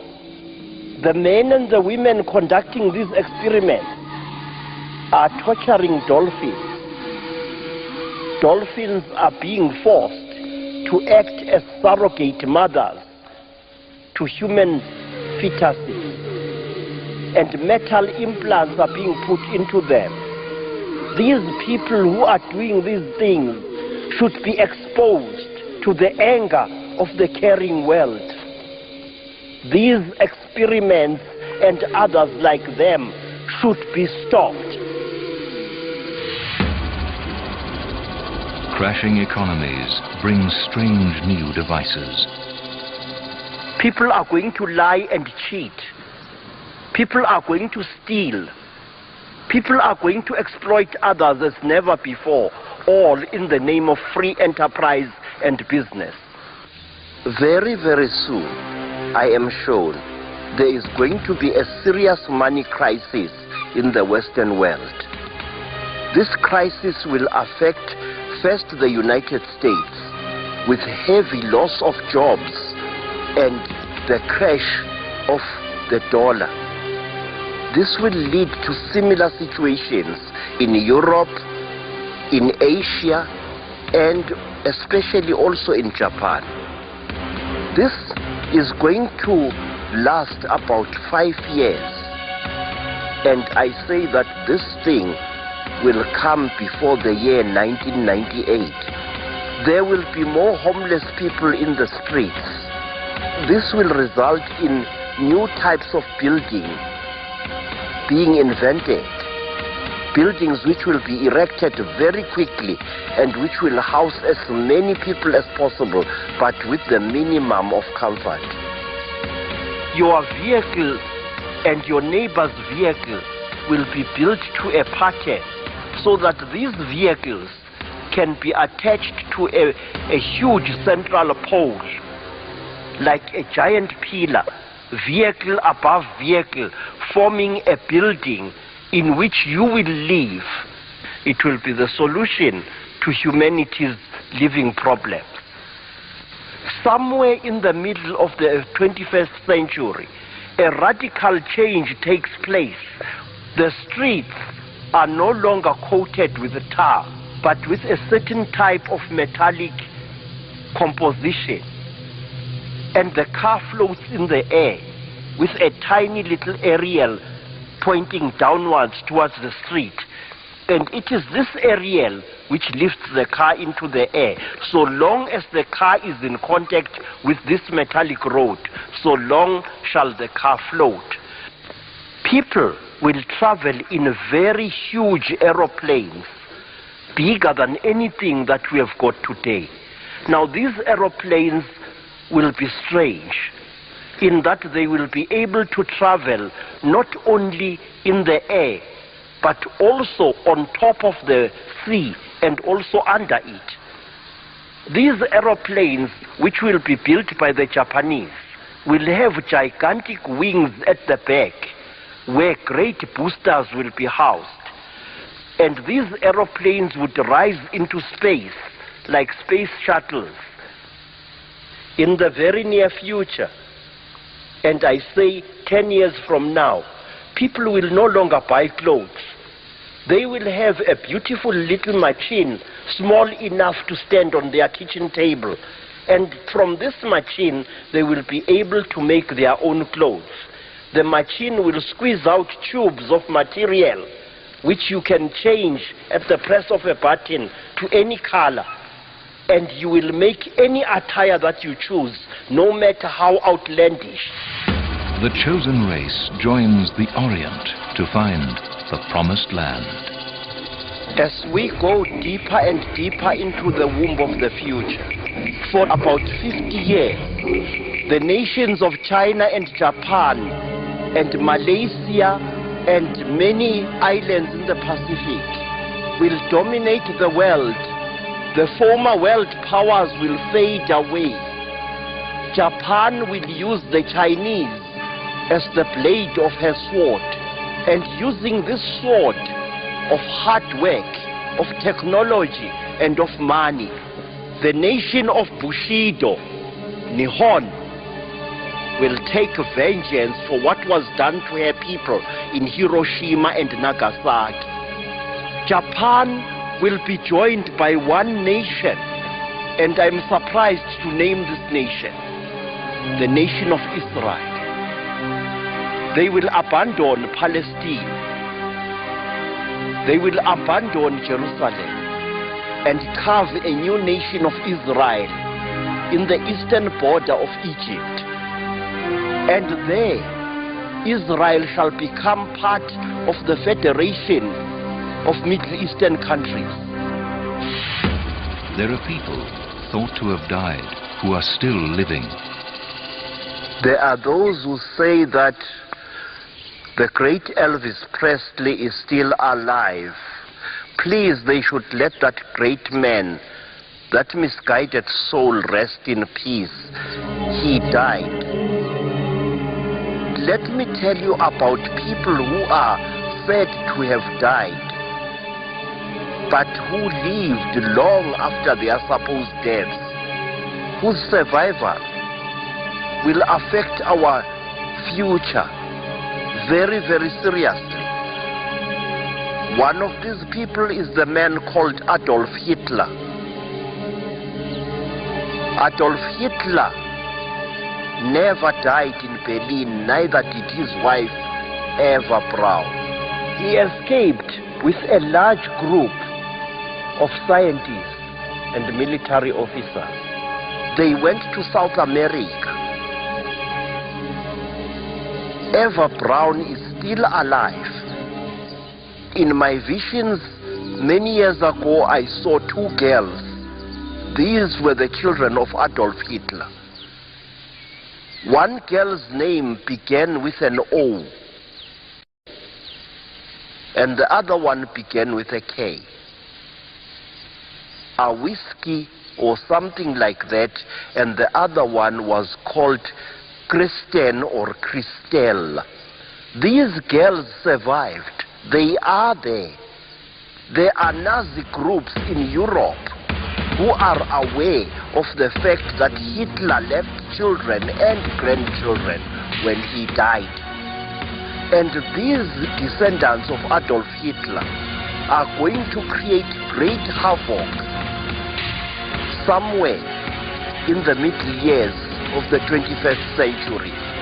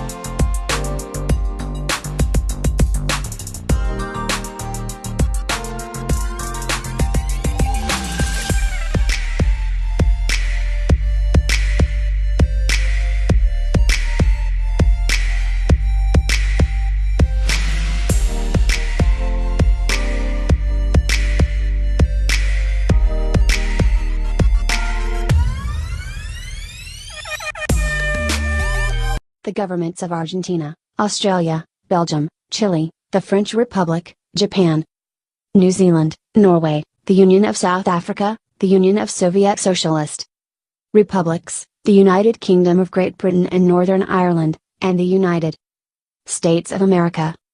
Recognizing that it is in the interest of all mankind that Antarctica shall continue for ever to be used exclusively for peaceful purposes and shall not become the scene nor object of international discord. Acknowledging the substantial contributions to scientific knowledge resulting from international cooperation in scientific investigation in Antarctica. Convinced that the establishment of a firm foundation for the continuation and development of such cooperation on the basis of freedom of scientific investigation in Antarctica as applied during the International Geophysical Year accords with the interests of science and the progress of all mankind. Convinced also that a treaty ensuring the use of Antarctica for peaceful purposes only and the continuance of international harmony in Antarctica will further the purposes and principles embodied in the Charter of the United Nations. Have agreed as follows. Article I. 1. Antarctica shall be used for peaceful purposes only. There shall be prohibited, inter alia, any measure of a military nature, such as the establishment of military bases and fortifications, the carrying out of military maneuvers, as well as the testing of any type of weapon. 2. The present treaty shall not prevent the use of military personnel or equipment for scientific research or for any other peaceful purpose. Article 2. Freedom of scientific investigation in Antarctica and cooperation toward that end, as applied during the International Geophysical Year, shall continue, subject to the provisions of the present treaty. Article 3. 1. In order to promote international cooperation in scientific investigation in Antarctica, as provided for in Article 2 of the present treaty, the contracting parties agree that, to the greatest extent feasible and practicable, a. Information regarding plans for scientific programs in Antarctica shall be exchanged to permit maximum economy of and efficiency of operations. 1959 Antarctic Treaty. Unofficial text Center for International Law www.sil.nis.edu.sg page 3 of 8.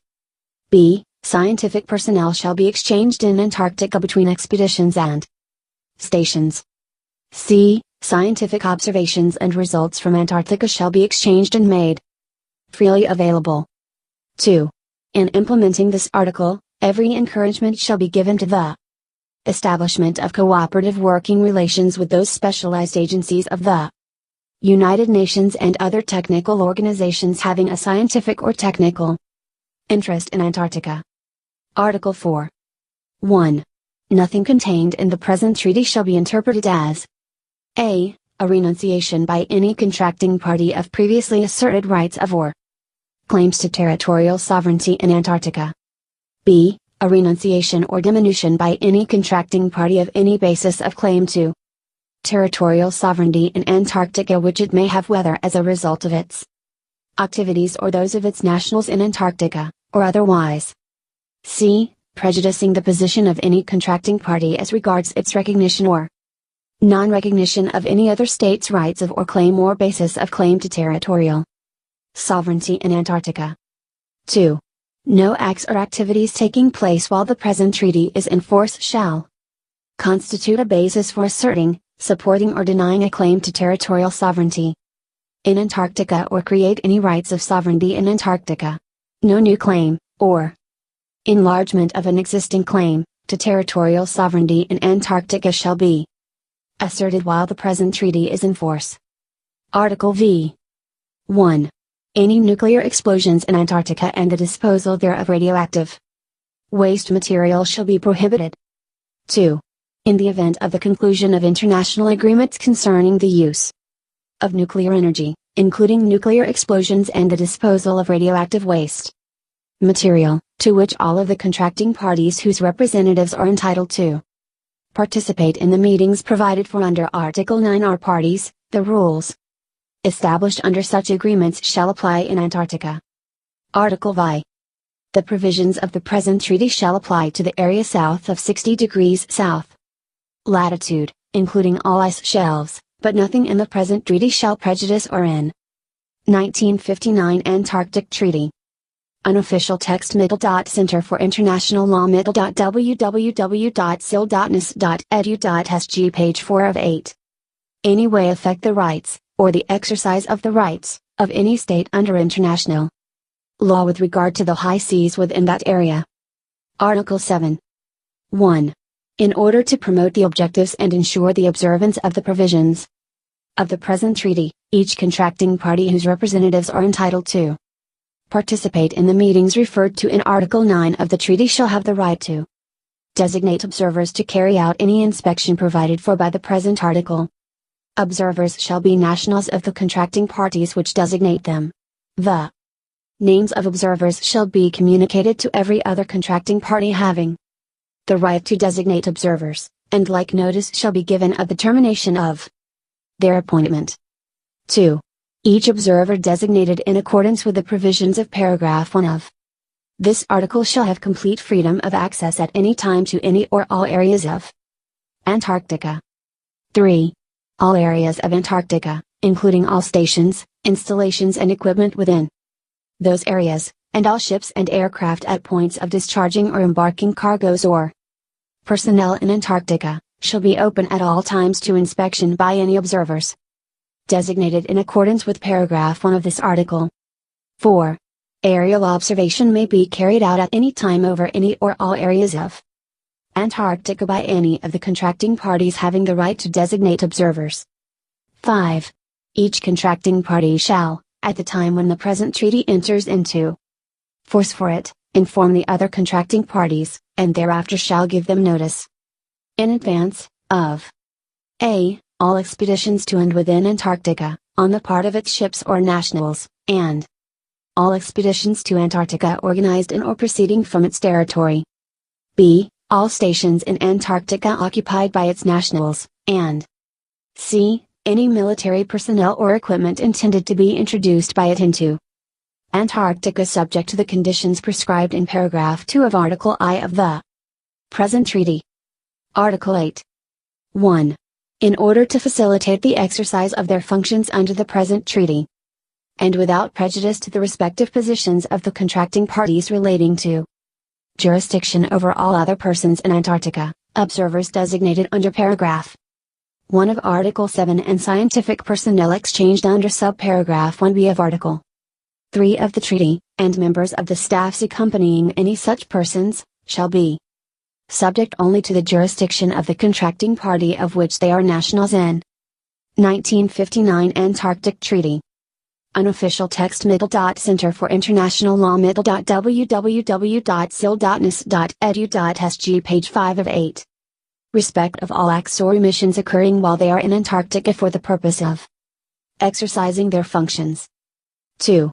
Without prejudice to the provisions of paragraph 1 of this article, and pending the adoption of measures in pursuance of subparagraph 1e of Article 9, the contracting parties concerned in any case of dispute with regard to the exercise of jurisdiction in Antarctica shall immediately consult together with a view to reaching a mutually acceptable solution. Article 9. 1.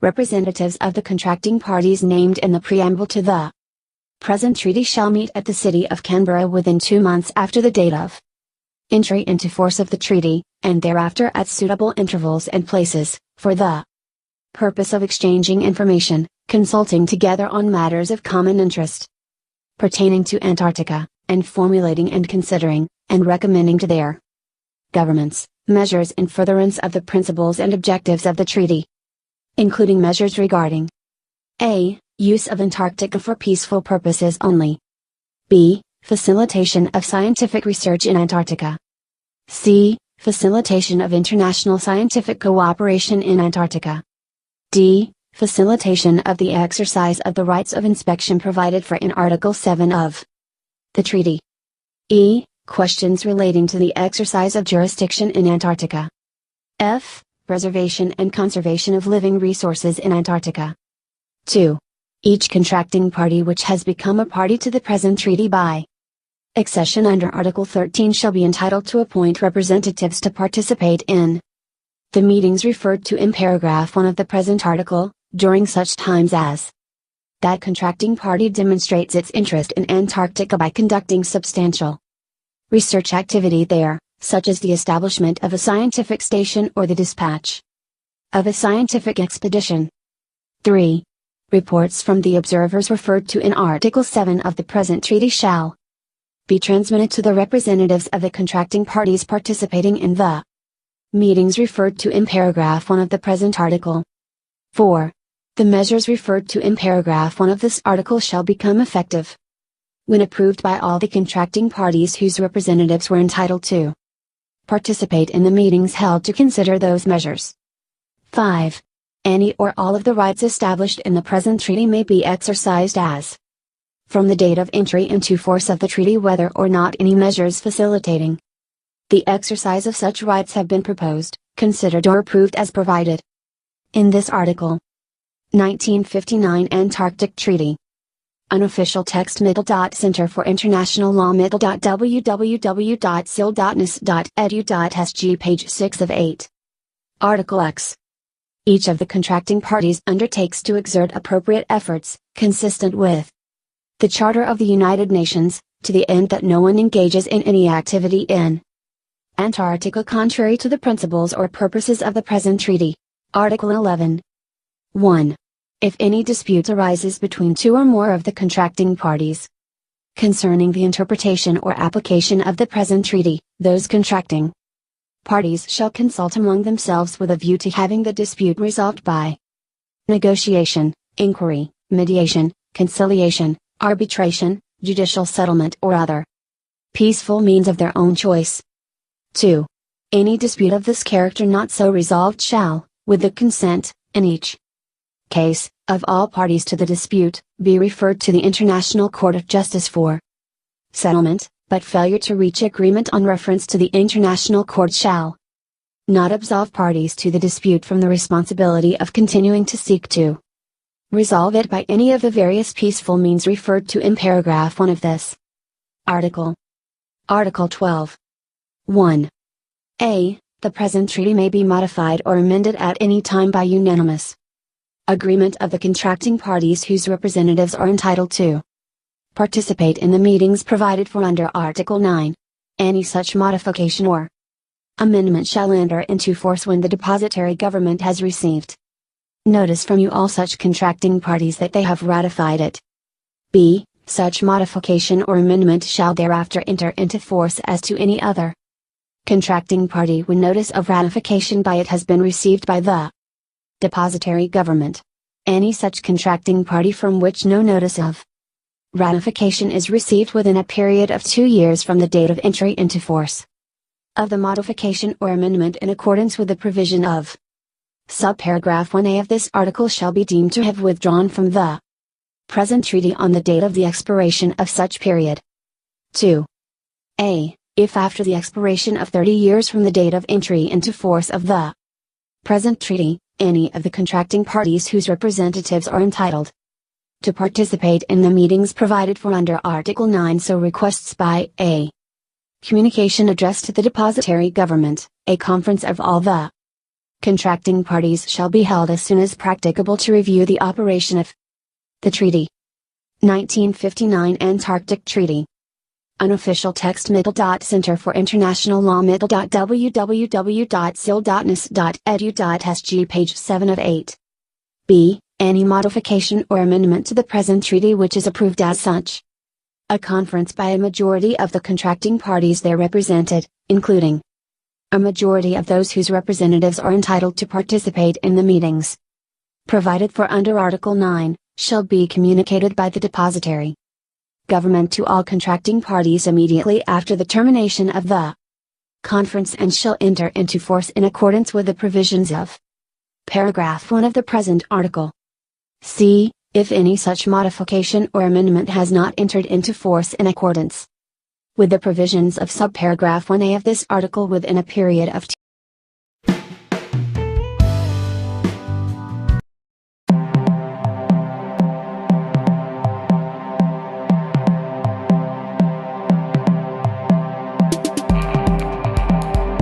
I would say that probably the game with the biggest game map ever made is 1993's Frontier, Elite 2, an open-world space sim game which incorporates free traveling, trading, fighting and much more. Technologically, the game was far ahead of its time, preceding many of the concepts of the open world and sim games in years to come. Its game world featured an entire Milky Way galaxy, containing 513,982,470 unique stars, planets and moons, each one with a name, geographical, astronomical, cultural, political and economical features. Player could fly over, descend and land her spaceship on each one of them, not guaranteed to be safe though, say if attempted to land on a surface of a star. To give a taste of what it looked like, take a look at the following screenshot. You can see the sun setting over a surface of a planet with several domed city colonies, clouds, other spaceship and another planet visible above horizon. It was mind-blowing at the time game was released. Back to the actual map size, I couldn't find it readily available so I had to dig some technical information on that game and do some calculations. For practical purposes the game world was supposed to be infinite, as player was only able to travel 15 light years a time, which would make traversing the entire galaxy way too long, but there was a bug which allowed players to warp much further away, exploring far corners of the galaxy, which many players did. The map in this game was technically flat, although the game was fully three-dimensional, galaxy thickness was only fraction of its size, and stars were arranged in spiral formation resembling our real Milky Way galaxy. In fact, one of the few bitmap images stored in the game was an image of our galaxy, which games used to procedurally generate more fine details. The Shepherd of Hermes.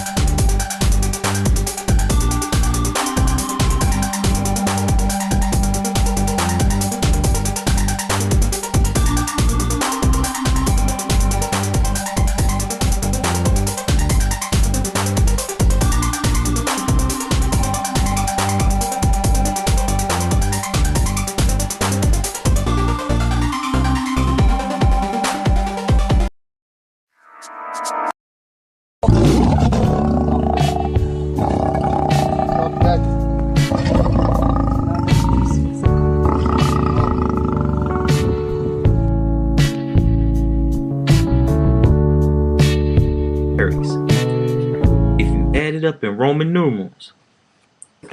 You add it up from 5, 1, C is 100, A is 001.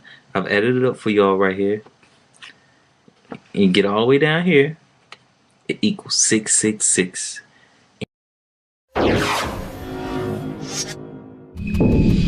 Okay, welcome back. My guest today, Eddie Bravo, here in studio with us. And this segment is going to be Eddie Bravo Unplugged. We're bringing Owen Schroyer in to help just come full circle with the chaos here. So they didn't get enough last night. Oh, man. During the break, we were kind of talking a little bit about some 9/11 conspiracy theories and stuff. And one of the things, there's so many out there. So why do we have certain people saying it was a hologram, for instance? And this is kind of where you say some people just take it to the point where it's like then you're debunking the conspiracy theorists by making other people with legit theories look like insane. It wasn't a freaking hologram. You're also talking about, you know, like with the forest and stuff. What do you think about that when do you think this is like controlled opposition? People coming in to just make the whole movement look insane by putting out these insane theories, or? No, because